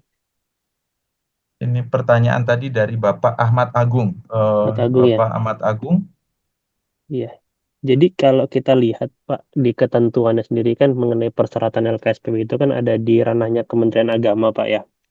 Dan salah satu syarat yang memang ada di situ adalah bahwa lembaga keuangan syariah ini memiliki produk istilahnya membuka tabungan simpanan, produk simpanan. Berarti kan memang untuk saat ini sih yang terkait hal itu baru ke bank saja, gitu sih. Tapi nggak tahu nih nanti mungkin kalau memang dari Kementerian Agama atau terkait memang akan membuka ke yang lain, mungkin nanti bisa yang lain juga, gitu. Jadi Oke. di peraturan Kementerian Agamanya ada mengenai persyaratannya sendiri. Oke, baik. Terima kasih Bu Nyimas dan Mas Tito dari DPBS OJK atas pemaparannya. Sebenarnya masih banyak pertanyaan, namun karena waktu dan kebetulan Bu Nyimas juga akan ada keperluan penting setelah ini, mungkin nanti kami akan coba catat pertanyaannya dan kirimkan melalui Mas Tito ya Bu Nyimas ya, agar bisa dijawab dan akan kami sampaikan juga kepada para penanya. Jadi insya Allah tadi ada pertanyaan dari Bu Astrid, dari Bapak Prasetyo, dari Bapak Ismartono, insya Allah akan tetap kami fasilitasi, kami akan sampaikan pada OJK untuk memperoleh jawaban. Dan nanti kami akan kirimkan melalui email ataupun WA sesuai dengan pengisian profil, baik di pendaftaran awal ataupun pada link registrasi tadi. Demikian Bu Nyimas dan Mas Tito. Terima kasih, kami sangat mengucapkan apresiasi yang setinggi-tingginya atas kehadiran dan pencerahan ilmu yang disampaikan pada hari ini. Ya, terima kasih Pak Han. Saya izin pamit Bapak Ibu semuanya. Terima kasih. Assalamualaikum warahmatullahi wabarakatuh. Waalaikumsalam warahmatullahi wabarakatuh. Wabarakatuh. Alhamdulillah wa syukurillah, kita telah selesai di sesi pertama, yaitu mengenai inovasi ya, inovasi produk dari lembaga keuangan syariah, dalam hal ini Bank Syariah, UUS dan juga Bank BPRS, BPR Syariah. Dan tadi sebagaimana disampaikan bahwa ada produk baru, namanya adalah CWLD, Cash Wakaf Link Deposit. Mungkin Bapak Ibu sebelumnya sudah mendengar CWLS ya, Cash Wakaf Link Suku. Nah, ini hampir sama, tapi kalau tadi underlying-nya adalah suku, nah ini yang baru dikembangkan adalah CWLD ataupun Cash Wakaf Link Deposit. Baik Bapak Ibu, tadi kita sudah membahas mengenai inovasi pada Bank Syariah, UUS Syariah dan juga BPR Syariah. Sekarang kita akan beralih ke Koperasi Syariah ya. Koperasi Syariah, nama koperasinya adalah Koperasi Lariba Solusi Indonesia. Sekilas dari namanya, nama koperasinya Lariba. Ini mengingatkan saya akan salah satu bank pertama yang didirikan di Amerika Serikat pada waktu itu, namanya Bank Lariba ya, Bank Lariba. Namanya bukan Bank Syariah tapi Bank Lariba. Nah ini kita akan mendengarkan pemaparan langsung dari ketua dan juga pendiri dari Koperasi Lariba Solusi Indonesia. Mengenai apa ini sebenarnya koperasi ini, dan kemudian kita pengen mengetahui bahwa apa saja sih inovasi dan produk serta inovasi layanan yang sudah dimunculkan ataupun ditawarkan kepada customer dari Koperasi Lariba Solusi Indonesia. Baik, tanpa berpanjang lama, kami persilakan kepada Bapak Ilham Reza Ferdian selaku Ketua dan pendiri Koperasi Lariba Solusi Indonesia untuk memaparkan dalam 30 menit ke depan. Kami persilakan. Ya, terima kasih Pak Hans. Bismillahirrahmanirrahim. Assalamualaikum warahmatullahi wabarakatuh. Waalaikumsalam. Alhamdulillahirrabbilalamin. Wa sallallahu wassalam ala nabiyina Muhammadin wa ala alihi wa sahbihi ajmain. Amma ba'd. Baik, pertama-tama kami mengucapkan terima kasih kepada pengurus IAI Malaysia, yaitu Profesor Irwandi Jaswir, yang Masya Allah sudah lama ya kita tidak berjumpa. Dulu pernah makan bareng gitu dengan Prof. Irwandi ketika di Jakarta. Lalu juga tentunya Pak Hans Hasibuan nih, Masya Allah, teman seperjuangan ketika Mas dulu ya. Dan kita satu asrama juga ya, di Zubair kalau nggak salah asramanya ya. Ya, lalu juga ada tadi Bu Nyimas, itu juga Kak Senir juga, biasa manggilnya Kak Nyimas ya. Tapi karena pejabat OJK Bu Nyimas lah ya. Ya, dan juga Bapak Ibu semuanya ya, Bapak Ibu semuanya yang kami hormati. Baik, mungkin izin ya, izin untuk share screen. Hmm, baik, mungkin sudah terlihat ya untuk materi kami. Perkenalkan, nama saya Ilham Rizal Firdian. Ya, betul tadi yang disampaikan oleh Pak Hans, saya alumni dari IUM juga. Lalu juga kami sebenarnya juga satu alma mater juga sebenarnya dengan Pak Hans, sama-sama di UI. Dan sebelahan lagi, beliau di teknik, saya di FEB UI gitu ya. Jadi memang banyak irisannya nih dari teman-teman semua. Lalu saya pernah ngambil IFQ ya, GC di UK pada saat saya masih kerja di Inggris. Lalu juga pernah summer school di Durham University. Lalu ada KPMI. KPMI itu maksudnya Komunitas Pengusaha Muslim Indonesia. Mereka punya sekolah namanya KPMI Entrepreneur School. Lalu juga Sekolah Pemain Indonesia. Mungkin apa istilahnya, Bapak Ibu. Nah, mungkin Bapak Ibu ada yang belum dengar ya apa itu KSPPS. Ya, karena KSPPS LSI adalah Koperasi Simpan Pinjam dan Pembiayaan Syariah berbasis digital. Jadi yang bergerak dalam transaksi penjualan mobil, motor, handphone, komputer, renovasi tempat usaha, dan aset halal lainnya. Nah, lalu kami menggunakan akad jual beli seperti murabahah, salam, istisna, dan ijaro. Sedangkan dengan sahibul mal, dengan investor atau yang pemilik dana ya, kami menggunakan akad dengan mudorib ya. Kami sebagai dengan akad mudorobah ya, kami mereka sebagai sahibul mal, kami sebagai mudorib, yaitu KSPP LSI. Jadi kita akadnya masih simpel ya, akadnya mudorobah dengan sahibul mal, kami sebagai mudorib. Lalu dana itu kami salurkan dengan jual beli. Lalu tadi di KSPPS LSI kami punya pergerakan Bapak Ibu. Nah, nama gerakannya itu gerakan riba buster atau pembasmi riba. Adalah gerakan bersama memberantas riba di tengah-tengah masyarakat melalui KSPPS LSI. Nah, jadi oleh karena ini dukungan kita semua Bapak Ibu berupa doa dan simpanan dana sangat diperlukan ya, agar gerakan riba buster ini dapat diimplementasikan seluas-luasnya di negeri Indonesia yang kita cintai. Ya, soalnya kenapa? Karena memang kami ini faktanya baru bisa mengcover Jabodetabek, yang mungkin ya insya Allah ya bismillah dengan izin Allah tentunya bisa mengcover seluruh Indonesia. Nah, terkait dengan ini kami ada video ya Bapak Ibu ya terkait penambahan KSPPS, yang mungkin bisa disaksikan dulu agar lebih dikenal, lebih mengenal gitu ya apa itu KSPPS LSI.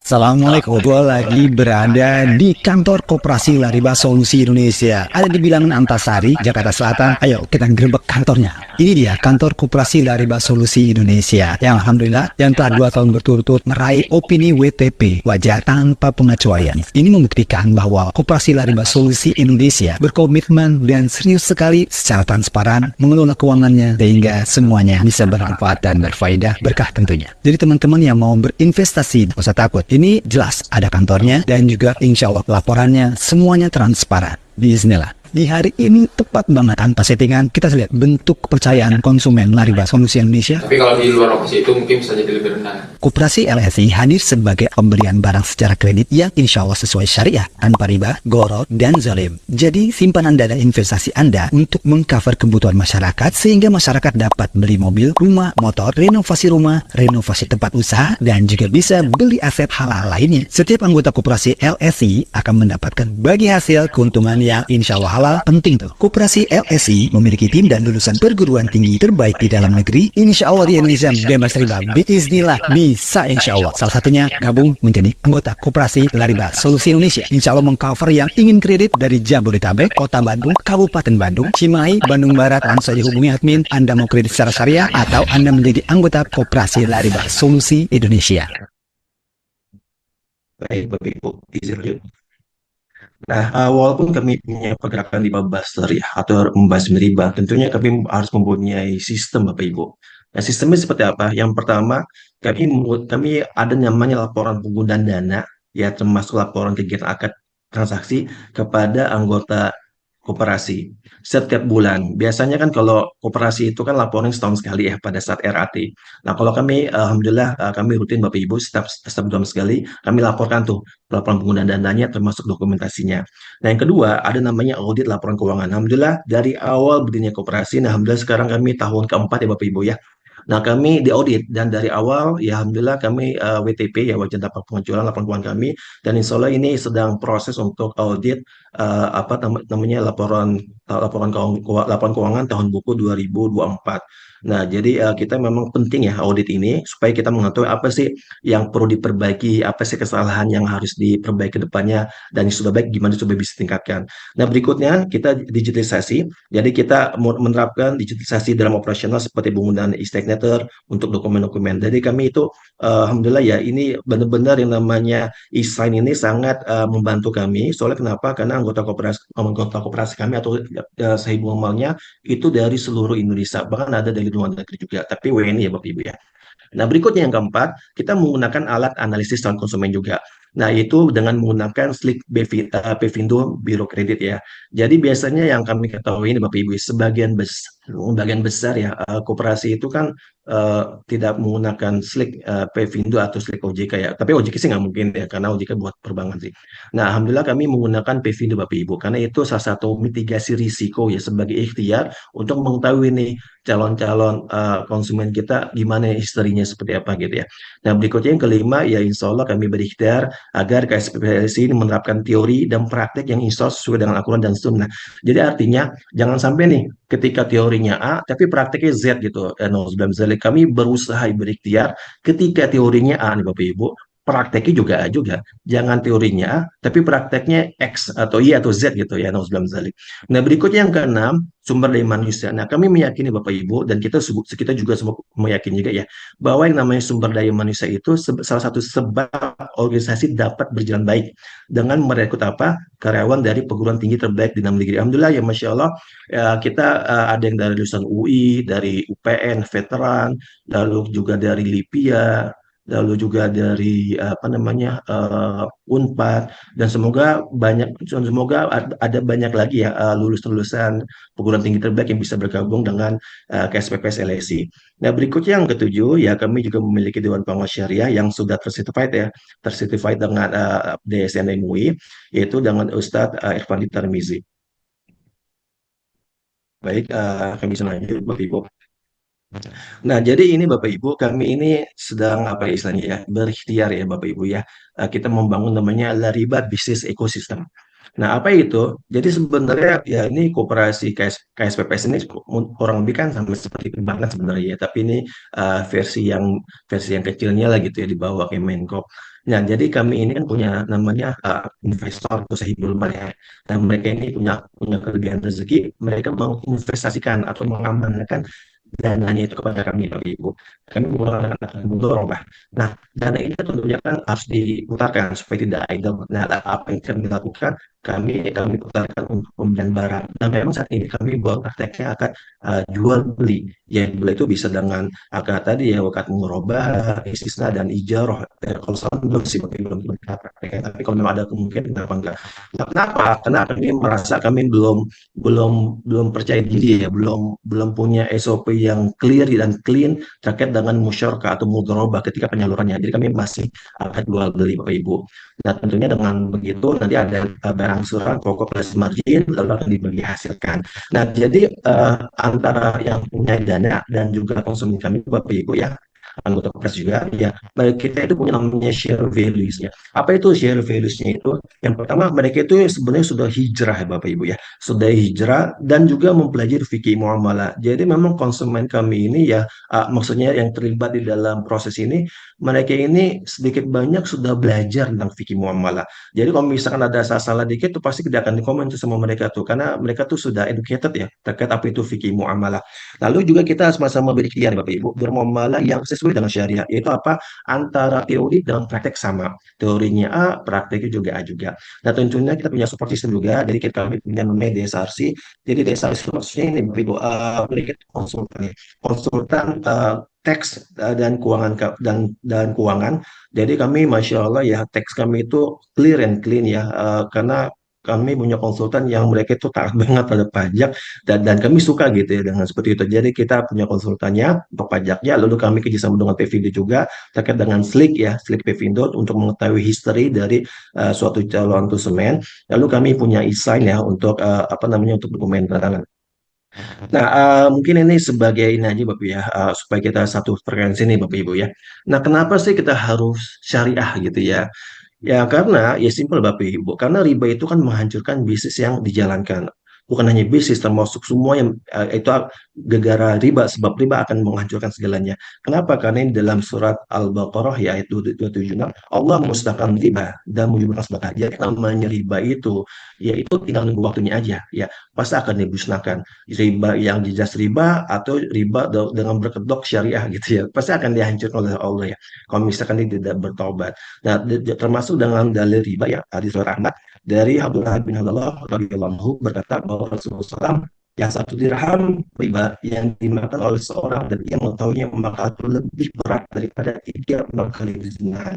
Jadi artinya yang dari riba ini salah satu dosa yang luar biasa besar gitu. Makanya kita harus hati-hati. Bahkan ada hadis ada bahkan ada dalil ya di dalam Al-Quran bahwa dosa-dosa satu-satu dosa yang diajak perang oleh Allah dan Rasulnya itu siapa? Yaitu memakan riba. Nah, maka ini penting yang namanya riba ini ya harus kita sama-sama kita musnahkan gitu ya kita ikhtiarnya seperti itu. Nah, jadi namanya perusahaan besar yang bangkrut Bapak Ibu itu kan ada berita belum lama ya beritanya Bapak Ibu ya. Ada ini berita detik.com jadi ini bukan termasuk yang apa ya menjelek-jelekan enggak kan ini sudah publish gitu ya di media. Jadi itu ada perusahaan besar yang bangkrut di Indonesia. Ya mungkin Bapak Ibu sudah kenal juga ya, ada PT Sariwangi, Nyonya Menir, 7-Eleven, lalu ada Kodak juga. Nah, ada beberapa penyebab nih Bapak Ibu. Nah, ternyata yang ketika kami cek ya Bapak Ibu, ternyata penyebabnya itu salah satunya utang yang menggunung. Nah, ini walau misal nanti Bapak Ibu bisa cek ya, apakah hutang mereka ini hutang disebabkan riba atau bagaimana gitu ya. Nah, tapi sepertinya sih ya walau misal, sepertinya memang utangnya utang-utang riba gitu. Nah, artinya ini memang yang namanya riba itu pasti Allah akan menghancurkan ya. Tinggal masalah waktunya aja kapan gitu. Tapi jangan sampai lah kita apa kena riba itu ya 0,9. Nah, jadi ini Bapak Ibu, jadi namanya KSPPLS ini hanya sebagai kepingan puzzle Bapak Ibu ya.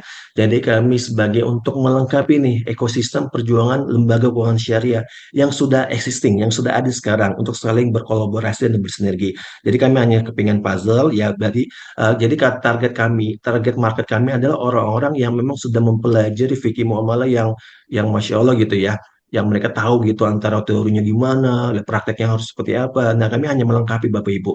Nah, makanya di kami Bapak Ibu, apa sih yang membuat kami beda gitu dengan yang lainnya? Nah, ini yang pertama Bapak Ibu. Jadi kami itu serah terima atau qobet ya jelas jual beli tanpa akad wakalah.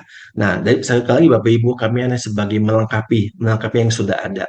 Nah, jadi memang ini kita sebagai sekali lagi seperti puzzle ya kami sebagai packing puzzle untuk melengkapi tadi ini ekosistem lembaga keuangan syariah. Jadi kalau misalkan ada apa ya konsumen atau nasabah gitu ya ingin seperti ini seperti A ada gitu, seperti B juga ada gitu. Nah, ini kita target marketnya memang orang-orang yang seperti ini Bapak Ibunya seperti apa? Yang pertama mereka menginginkan serah terima obat jelas gitu, jual beli tanpa akad wakalah.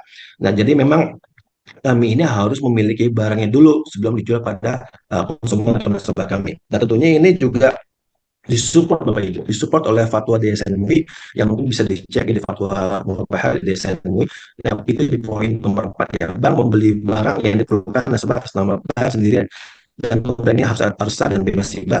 Sedangkan kalau pakai kartu lokal malah dia di poin nomor 9. Nah, artinya apa? Jadi tentang malah disupport oleh DSN MUI termasuk dengan nanti bisa dikoreksi nanti mau koreksi kalau saya salah dengan SEOJK juga alhamdulillah sudah sesuai juga gitu, Bapak Ibu, yang tanpa wakalah.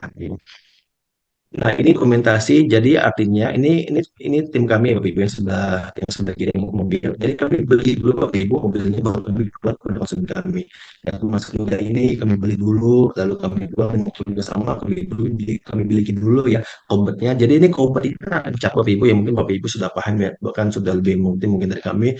Ada namanya obat hakiki dan obat hukmi. Nah, yang kami lakukan dengan obat hakiki ya Bapak Ibu ya. Jadi kita obat hakiki dulu kita memiliki secara sempurna setelah kita memiliki lalu kami jual kepada konsumen kami. Nah, yang kedua, kita tidak ada tanpa denda keterlambatan. Jadi kita jika qadarullah nih ya, tapi jangan nauzubillah min dzalik ya, jika telat, ada yang telat ada Bu, ada Bapak Ibu ya di kita. Tetapi kita tanpa denda keterlambatan ya. Nah, soalnya kenapa? Karena ya tadi lagi-lagi ini kan kita mentarget orang yang ini ya, yang mempunyai pemahaman denda keterlambatan itu riba gitu, nggak boleh diharamkan. Nah, jadi kita emang tanpa denda keterlambatan ya. Karena kenapa? Karena beranggapan bahwa namanya dan terlambat itu masuk riba, riba jahiliyah, riba yang dilakukan oleh orang jahili dulu itu. Lalu juga kita tanpa tanda tangan asuransi. Jadi memang kita tidak ada tuh namanya tanda tangan asuransi di dalam akad kita. Dan berikutnya yang empat BB lainnya jadi seperti biaya administrasi dan APB provinsi maksudnya itu kalau memang ada ya. Tapi kami tidak ada namanya biaya administrasi biaya provinsi tidak ada. Ada pun biaya notaris pada BB lainnya yang sifatnya kos dapat dipisahkan ya. Jadi nanti biaya juga jelas dan kami tidak ada namanya biaya administrasi, biaya provinsi kami tidak ada. Nah ini apa namanya mohon izin Bapak Ibu ya salah satu akad kami juga akan renovasi tempat usaha Bapak Ibu ya. Mohon izin untuk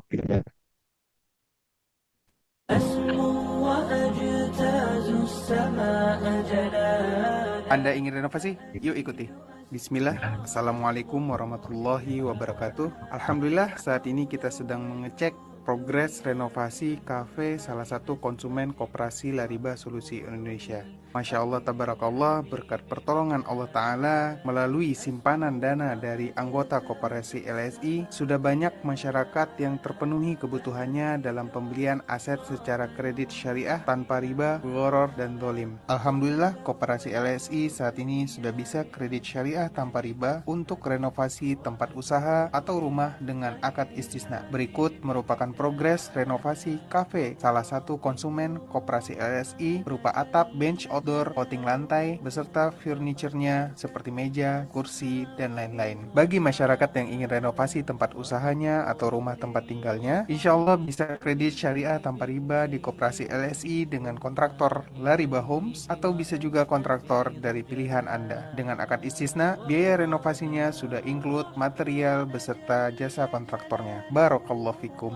تقدست أسماؤه وتعالى.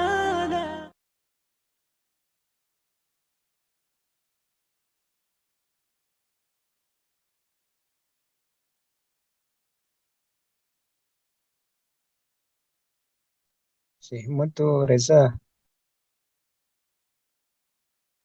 Oh baik, yang masih mood ya. Baik, ini mungkin apa mendekati untuk terakhir slide kami. Jadi key points ya yang harus diperhatikan dalam kehidupan Bapak Ibu.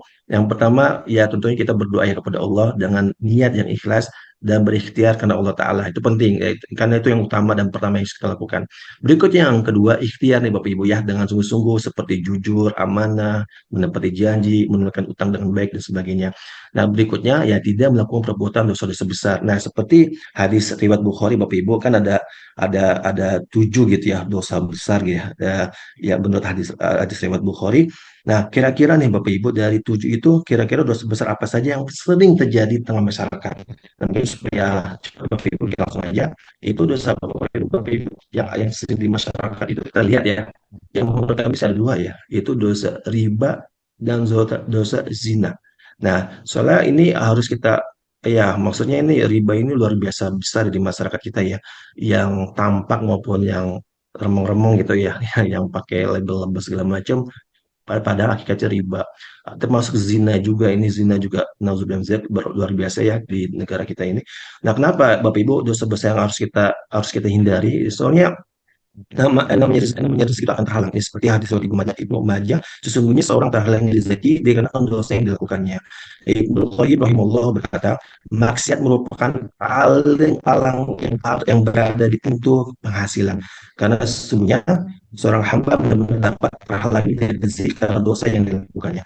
Nah, jadi memang ya dosa itu bisa menghambat rezeki kita gitu. Makanya ya semoga Allah lindungi kita ya dari dosa-dosa besar ya, terutama dosa riba dan dosa zina Bapak Ibu ya. Baik Bapak Ibu, nah ini juga apa ya inspirasi juga buat kita semua ya, khusus buat saya pribadi ya. Jadi ini apa namanya kisah nyata Bapak Ibu ya. Jadi namanya Syekh Sulaiman Al-Raji ya, miliarder Saudi yang memilih hidup sederhana. Jadi beliau ini konglomerat urusan SD, ya mungkin bukan seperti kita yang Masya Allah gitu, S1, S2, bahkan S3 gitu ya. Ya lalu juga beliau memulai usaha dari nol, ya pernah bekerja jadi kuli panggul dan menjual kayu, bahkan dimasakkan anak. Dan ternyata beliau Bapak Ibu ya, sebagai founder RRG Bank, bank syariah terbesar di dunia. Ya Masya Allah, jadi bukan bank syariah terbesar di Indonesia, bukan, tapi ini di dunia ini, Masya Allah Bapak Ibu ya. Lalu menurut majalah Forbes ya, kekayaannya mencapai 7,7 miliar ya tahun 2011. Nah, kalau misalkan kita kurskan ya Bapak Ibu ya di akhir tahun 2003, tapi ini nanti kurs yang sekarang mungkin Bapak bisa Ibu adjust ya. Itu kurang lebih 118 triliun ya kekayaannya. Dalam konteks Indonesia kalau kita naturalisasi gitu ke Indonesia seperti pemain sepak bola ya Bapak Ibu, dia bisa menjadi orang terkaya nomor 7 ya, tapi ini versi Forbes di tahun 2003 ya Bapak Ibu ya. Dan dia juga Masya Allah Bapak Ibu termasuk orang-orang yang datang paling awal ke masjid untuk sholat 5 waktu ya berjamaah. Sehingga nih Bapak Ibu jika muazin nih datang telat nih, maka beliau yang azan. Ini Masya Allah orang kaya azan gitu. Biasanya kan orang kaya itu minimal jadi imam gitu ya, tapi ini jadi muazin Bapak Ibu. Nah hingga menginjak usia 80-an tahun, ia masih sangat aktif bekerja. Di masa tuanya dia telah membagi sekitar 6,2 triliun hartanya kepada ahli waris dan kerabatnya. Ia juga masih aktif mengurus lembaga amal yang didirikannya.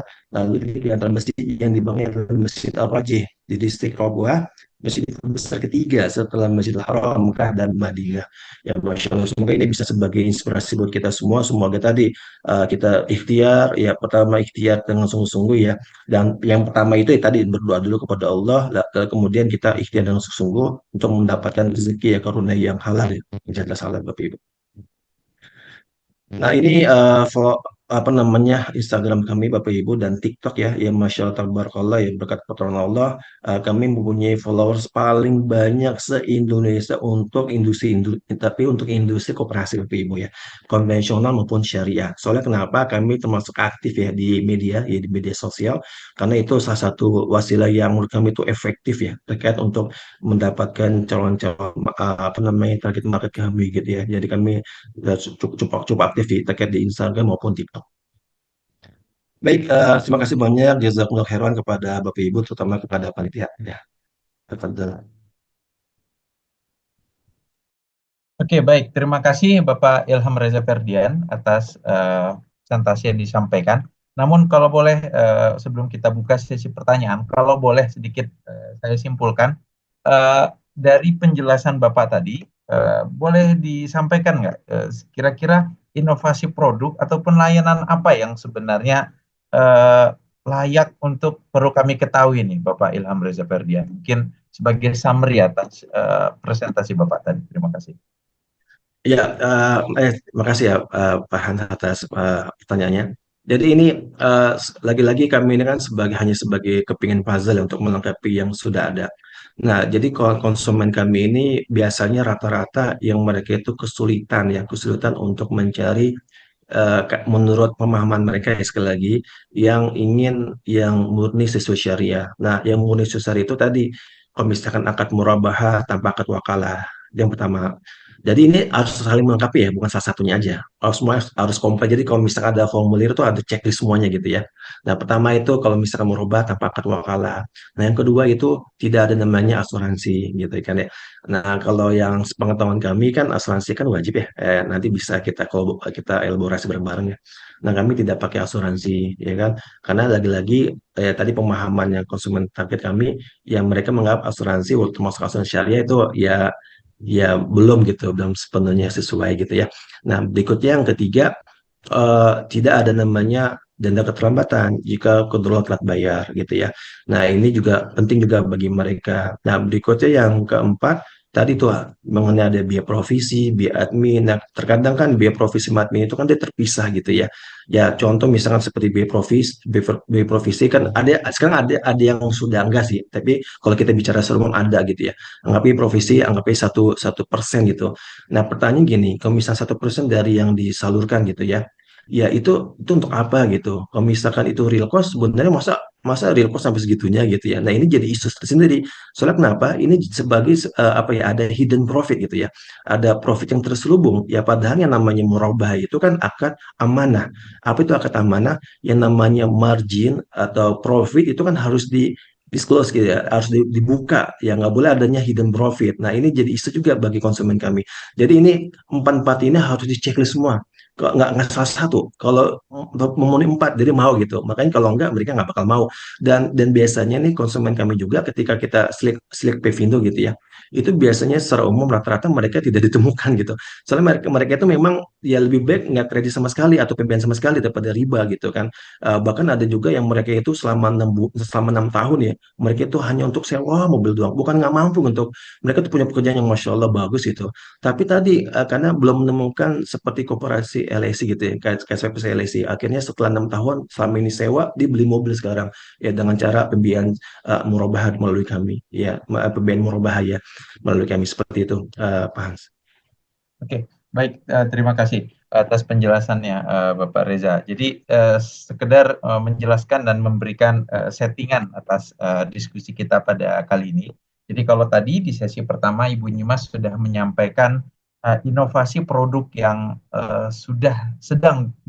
sedang marak dikembangkan di lembaga keuangan syariah khususnya bank, yaitu CWLD, Cash Wakaf Link Deposit. Dan sekarang kita melihat dari dinamika lain bahwa sebagaimana penjelasan Bapak Ilham Reza Ferdian bahwa pada Koperasi Lariba Solusi Indonesia, inovasi yang dilakukan bukan inovasi produk, karena memang kalau dari sisi produk ya, akad yang digunakan berdasarkan paparan tadi sebenarnya masih sama ya, masih murabahah, istisna dan sebagainya. Namun inovasi yang dikembangkan di sini adalah aspek menjaga kesariahan daripada lembaga keuangan itu, lembaga keuangan syariah. Dan sebagaimana tadi yang disampaikan dari slide Bapak Ilham Reza Ferdian, bahwa kebanyakan konsumen ataupun ya konsumen ya, kalau saya katakan konsumen dari Koperasi Lariba Solusi Indonesia adalah merupakan orang-orang yang paham akan fikih, paham akan ketentuan syariah, namun mungkin belum menemukan lembaga keuangan syariah yang benar-benar menerapkan hal itu. Itulah maka tadi berkali-kali dari Bapak Ilham Reza Ferdian menyampaikan menyamakan antara jikalau praktek A, maka kita akan menjalankan, jika teorinya A, kita akan menjalankan praktek A. Mungkin sedikit saya juga bisa cerita nih, saya tambahin ya izin Bapak Reza, jadi saya jadi kayak narasumber. Jadi pengalaman saya sebelumnya sebagai pengawas bank syariah, saya sebelumnya pengawas bank syariah di Bank Indonesia, kemudian saya juga menjadi pengawas bank syariah di OJK. Pengalaman saya selama 5-6 tahun di pengawas bank syariah adalah ada memang terkadang hal-hal yang kita ketahui itu memang tidak sesuai dengan syariah. Namun terkadang banyak aspek yang dimana bank syariah itu sendiri juga kurang bisa lepas dari situ, ya kurang bisa lepas. Saya mungkin bisa kasih contoh adalah bank syariah ketika ingin menerapkan syariah, katakanlah dari direkturnya, pegawainya benar-benar menerapkan yang syariah, tapi ada hal yang harus dikorbankan, disacrifice, di mana di situ misalnya adalah keuntungan. Sementara ketika keuntungan menjadi turun, maka otomatis ada pihak yang berkepentingan, yaitu stakeholder. Dalam hari ini adalah pemilik bank syariah yang mungkin marah-marah, wah kamu kenapa seperti ini, kenapa dengan modal saya juga hanya dapat sekian dan sekian. Jadi dari penjelasan saya ingin menyampaikan bahwa ada kondisi yang menyebabkan bank dan lembaga keuangan syariah tidak bisa menjalankan syariahnya karena tuntutan dari berbagai pihak. Mungkin tadi direkturnya dan pegawainya mungkin sudah berpikir sebagaimana direktur dan pegawai di Koperasi Lariba Indonesia, tapi tidak demikian halnya dengan mindset yang ada di kepala para pemegang saham dari lembaga keuangan syariah tersebut. Baik, Bapak Ibu, mungkin sedikit penjelasan dari kami untuk membuat agar flow-nya tetap mengalir, dan saat ini kami masih menunggu pertanyaan melalui live secara langsung, silakan. Kalau memang tidak ada, akan kami sampaikan dulu nih Bapak Reza, pertanyaan dari Bapak Edi. Ini pertanyaannya seperti ini. Kalau murabahah beli mobil, BPKB langsung balik nama ke nasabah atau ke koperasi dulu? Silakan Bapak Reza. Baik, terima kasih Pak Edi dan Pak Hans. Baik ya, menarik pertanyaannya. Jadi gini, memang ini jadi isu juga ya kalau misalkan kita balik nama atas nama koperasi, karena akan timbul namanya pajak. Walaupun sekarang udah nggak ada lagi ya balik nama, kalau nggak salah informasi terakhir ya. Nah, namun jadi isu lagi, saya jadi agak ribet juga sih ya. Nah, jadi yang namanya kobet ya atau serah terima itu kan bisa dilakukan dengan dua cara ya. Bisa dengan kobat hakiki dan kobat hukmi. Nah, kalau misalkan dengan dibalik nama, berarti itu namanya kobat hukmi namanya ya. Ini kita sharing aja ya Bapak Ibu, nanti mohon koreksi kalau saya salah.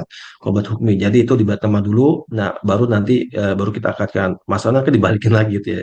Nah, karena sebelumnya kan itu ada pajak ya, sebelumnya ya, kita bicara yang sebelumnya nih. Nah, sedangkan kami tidak melakukan kobat hukmi, nah kami menggunakan kobat hakiki gitu ya.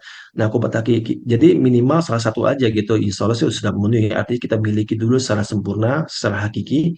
Nah, setelah itu baru kita jual gitu ya kepada konsumen kami, kepada nasabah kami. Ya, seperti itu prakteknya. Baik, terima kasih. Silakan Bapak Ibu jikalau ingin bertanya bisa secara live dengan raise hand ataupun bisa menulis pertanyaan di kolom pertanyaan kolom chat. Nah, kemudian ini ada pertanyaan dari Bapak Ismartono. Bagaimana menjamin pengawasan KSPPS? Karena belum menurut PPATK, ini pertanyaan dari beliau ya. Menurut PPATK masih banyak KSP bermasalah sejak tahun 2022 dengan nilai 2002 ya, sejak tahun 2002 dengan nilai 500 triliun. Jadi bagaimana membuat KSPPS prudent trustworthy? Demikian. Oke, PPATK itu pencucian uang ya, kalau nggak salah ya. Betul, Iya, pencucian uang. Baik, jadi gini, sebelumnya itu kami ada namanya fit and proper test ya dari Kemenkop untuk pengurus dan pengawas. Ya, salah satu dokumen itu adalah PPATK. Jadi kami harus punya dulu tuh dokumen seperti itu. Jadi koperasi itu harus dapat trainingnya. Ya, kami tercatat juga di PPATK. Jadi kita terma gua AML biasanya itu, gua AML. Jadi money laundering ya, anti money laundering AML itu. Nah, kita sudah daftar sih untuk gituan ya. Ya, karena kenapa? Karena untuk fit and proper test itu banyak banget, banyak sekali dokumennya ya, termasuk tadi GoAML, Go Anti Money Laundering, termasuk di situ ada namanya apa namanya Selek OJK bagi pengurus pengawas, lalu SKCK surat catat pelaku baik ya, SKCK dari kepolisian ya, dan juga dokumen-dokumen lainnya. Nah, memang gini sih, memang kalau kalau kalau kami lihat memang banyak sih, banyak ya yang koperasi itu yang problem gitu ya. Emang faktis seperti itu ya. Nah, makanya sekarang alhamdulillah nih Kemenkop sih sekarang lebih lebih rigid sekarang dia. Lebih rigid, lebih mengatur lagi ya terkait dengan koperasi yang ada di Indonesia. Nah, mudah-mudahan nih dengan adanya pemisahan antara Kementerian Koperasi dan UKM, sekarang kan fokus nih Kementerian Koperasi aja, UKM aja gitu ya. Ya semoga bisa lebih baik lagi nih dalam pengaturan dan pengawasan. Karena betul nih kata Bapak ya, banyak banyak ini sih, banyak yang aneh-aneh koperasi itu. Makanya itu tugas kita ya sebagai seorang eh, apa ya penuntut ilmu gitu ya, dan juga orang yang punya apa ya, istilahnya alhamdulillah dikasih anugerah kepada Allah dengan latar pendidikan yang baik, yang bagus, ya kita cek gitu ya. Karena kalau misalkan dijustifikasi semuanya juga nggak adil juga gitu ya, nggak fair juga. Nah, jadi itu harus dicek satu persatu seperti apa koperasinya gitu ya. Mungkin seperti itu, Hans. ya baik. Tapi kalau saya tangkap lagi berarti eh, secara bulanannya ini kan bagian dari koperasi. Tadi menyampaikan laporan. Mohon maaf suaranya menghilang, Pak Hans. Halo, halo. Sudah jelas? Nah, jelas sekarang. Ya. Oke. Itu setiap bulan ya. Tadi kan disampaikan ya di slide laporan keuangannya setiap bulan kan disampaikan setiap bulannya ya. Nah, itu disampaikan kepada siapa? Apakah ada di website dan sebagainya? Ini menyambung ya dengan pertanyaan Bapak Smartono sebelumnya terkait dengan prudential dan trustworthiness dari lembaga ini. Baik. Jadi gini, itu laporan per bulan itu kami sampaikan kepada yang punya simpanan dana kepada kami. Punya simpanan apa namanya simpanan saham ya atau investasi lah bisa dikatakan seperti itu kami sampaikan ke mereka. Jadi kami itu punya grup WA ya, grup WA yang semua investor itu di situ gitu ya. Dan sebagai informasi kan emang ini agak teknis sedikit nggak apa-apa ya, Pak Hans ya. Jadi gini, di koperasi ini kan biasanya mereka melakukan namanya apa namanya, termix semuanya gitu ya. Blended, istilahnya blended, jadi tercampur semuanya. Jadi anggota koperasi yang baru dan lama itu digabung jadi satu gitu ya. Nah, kalau menurut kami itu kurang fair ya, kurang fair, kurang adil gitu. Masa yang baru disamakan dengan yang lama gitu ya. Padahal risikonya beda gitu kan ya. Nah, makanya kami ini di koperasi kami sedang dari awal sih kita sedang menginisiasi dengan model model bisnis yang baru gitu ya. Dan sepertinya ya walau misawab, seperti belum ada gitu di Indonesia, baru kami sepertinya ya walau misawab. Jadi kami namanya clustering istilahnya. Apa itu clustering? Jadi kami ada namanya riba Buster seri 1 sampai 12. Jadi seri 1 ini adalah contoh seperti sekarang nih. Ya, seri 1 itu di bulan Januari. Nah, di bulan Januari itu berapa sih apa modal saham yang didapatkan gitu ya. Dan mereka punya porsi sama masing-masing tuh di seri 1 itu. Nah, lalu kami ada juga seri 2 sampai seri 12, itu tergantung bulan ya. Dan masing-masing seri ini mempunyai laporan keuangan masing-masing. Ya, tentunya kami punya laporan keuangan konsolidasi ya. Ya, jadi mereka ini punya laporan keuangan masing-masing supaya jangan disamakan gitu ya antara anggota koperasi yang baru sama yang lama. Itu kan nggak fair, kurang adil bagi kami gitu ya.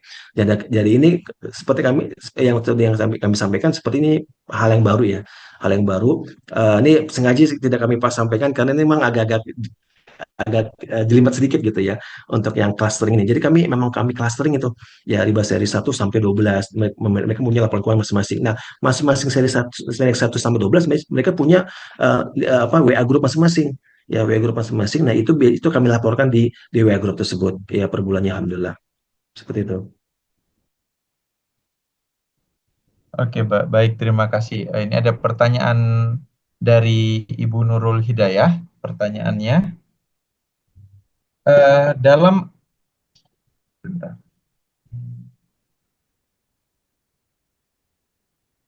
Dalam akad qobat hakiki, apabila tidak terjadi pemindahan kepemilikan secara hukum atau kertas antara supplier dengan KSPPS pada tahap awal, apa dokumen pengganti yang disiapkan KSPPS dalam memastikan bahwa transaksi aset pada awalnya memang terjadi antara supplier dengan KSPS, atau bisa dijelaskan teknik praktek pengalihan dari qobat tersebut? Demikian.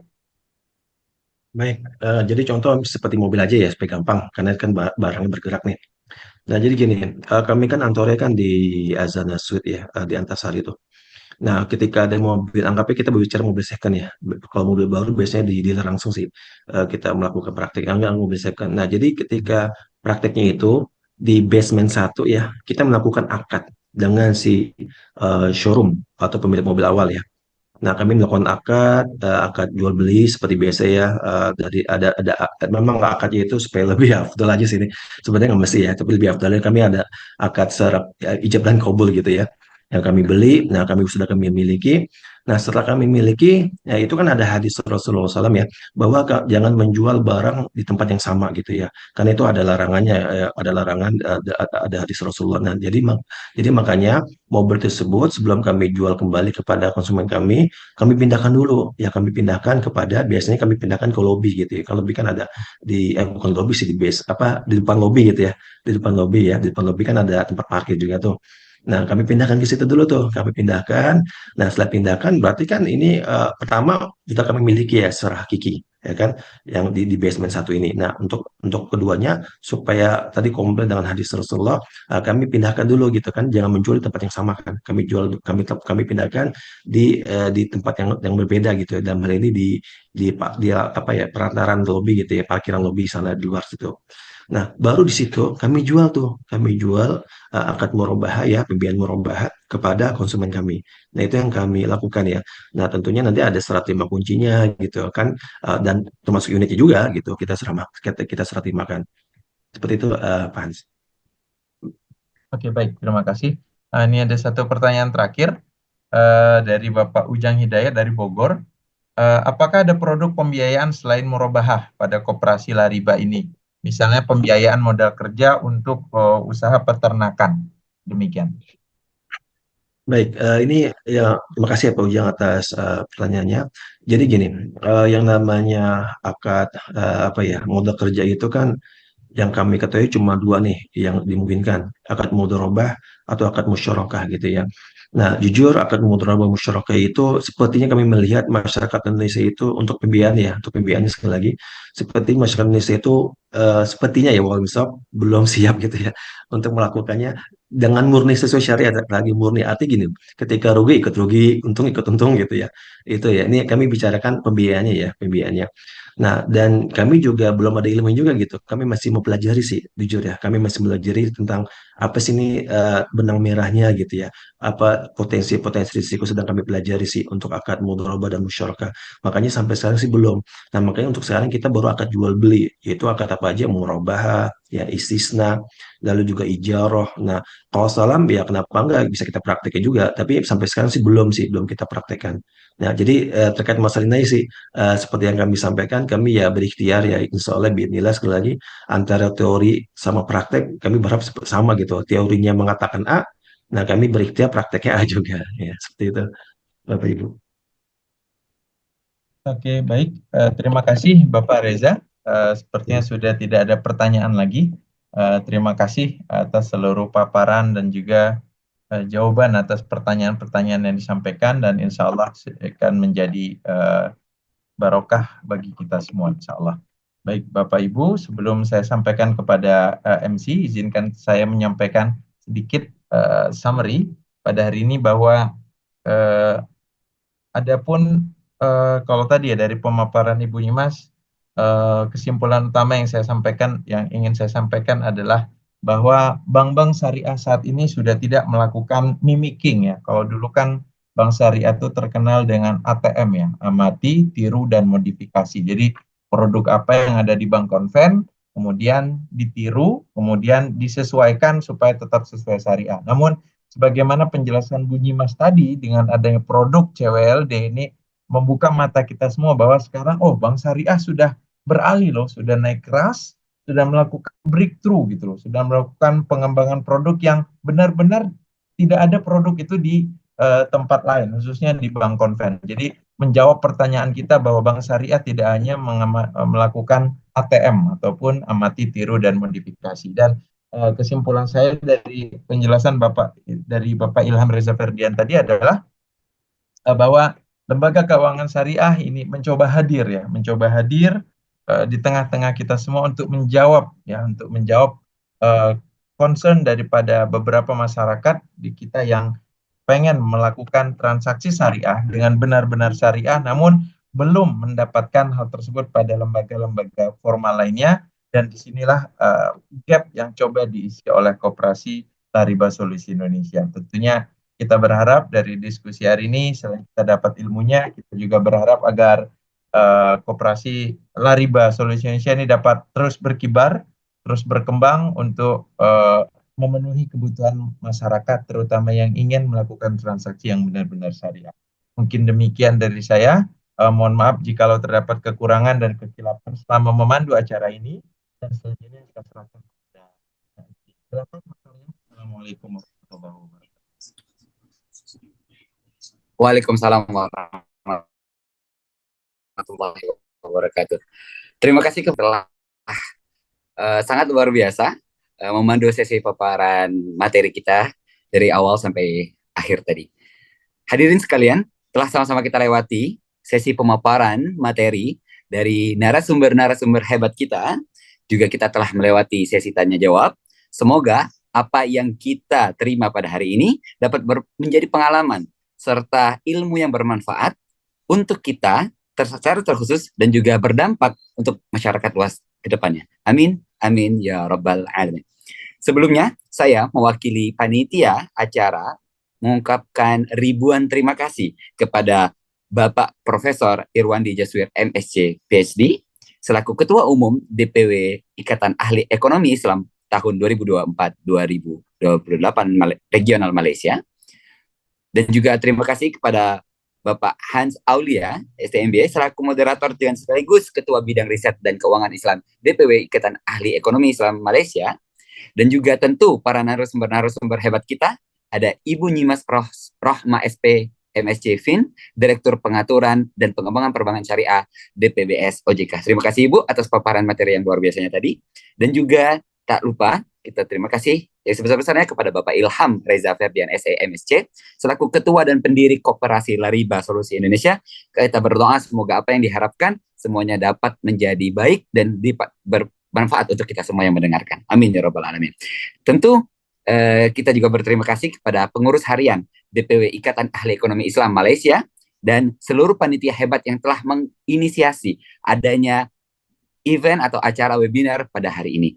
Dan kita berdoa bersama-sama, semoga acara kita yang telah kita dengarkan bersama dari awal sampai akhir, itu mendapatkan keberkahan dan nikmat ridho dari Allah Subhanahu wa Ta'ala. Amin.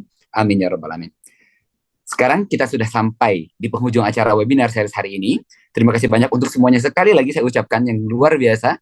Dan sebelum kita tutup acara kita pada hari ini, alangkah baiknya kita bersama-sama berdoa, yang mana dalam hal ini akan kembali dan dibacakan oleh saudara Hafizul Ilmi Nasution SE MSc. Kepada beliau kami persilakan.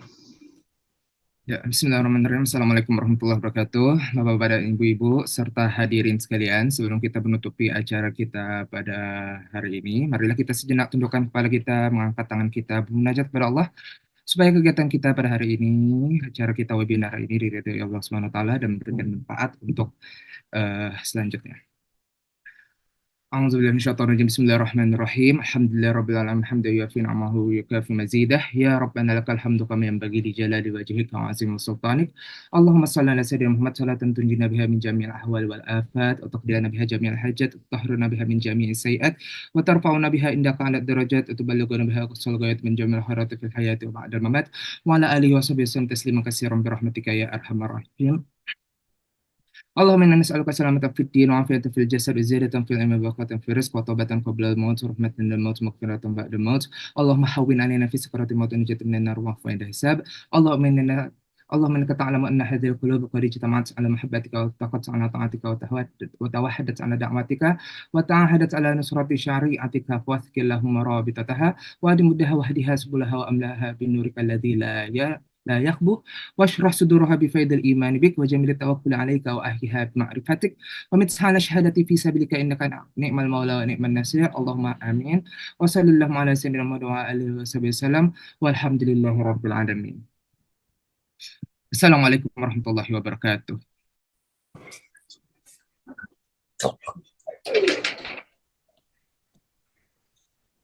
Alhamdulillah. Akhirnya marilah kita tutup acara kita pada sore hari ini dengan sama-sama membaca dan melafazkan kalimat Alhamdulillah. Alhamdulillahirabbil alamin. Marilah sekali lagi terima kasih banyak untuk para peserta dan audiens yang telah hadir di webinar kali ini. Saya mewakili seluruh panitia dan pengurus harian DPW IAII Malaysia mengucapkan terima kasih banyak dan semoga sukses selalu. Sampai jumpa di kesempatan lainnya. Wassalamualaikum warahmatullahi wabarakatuh.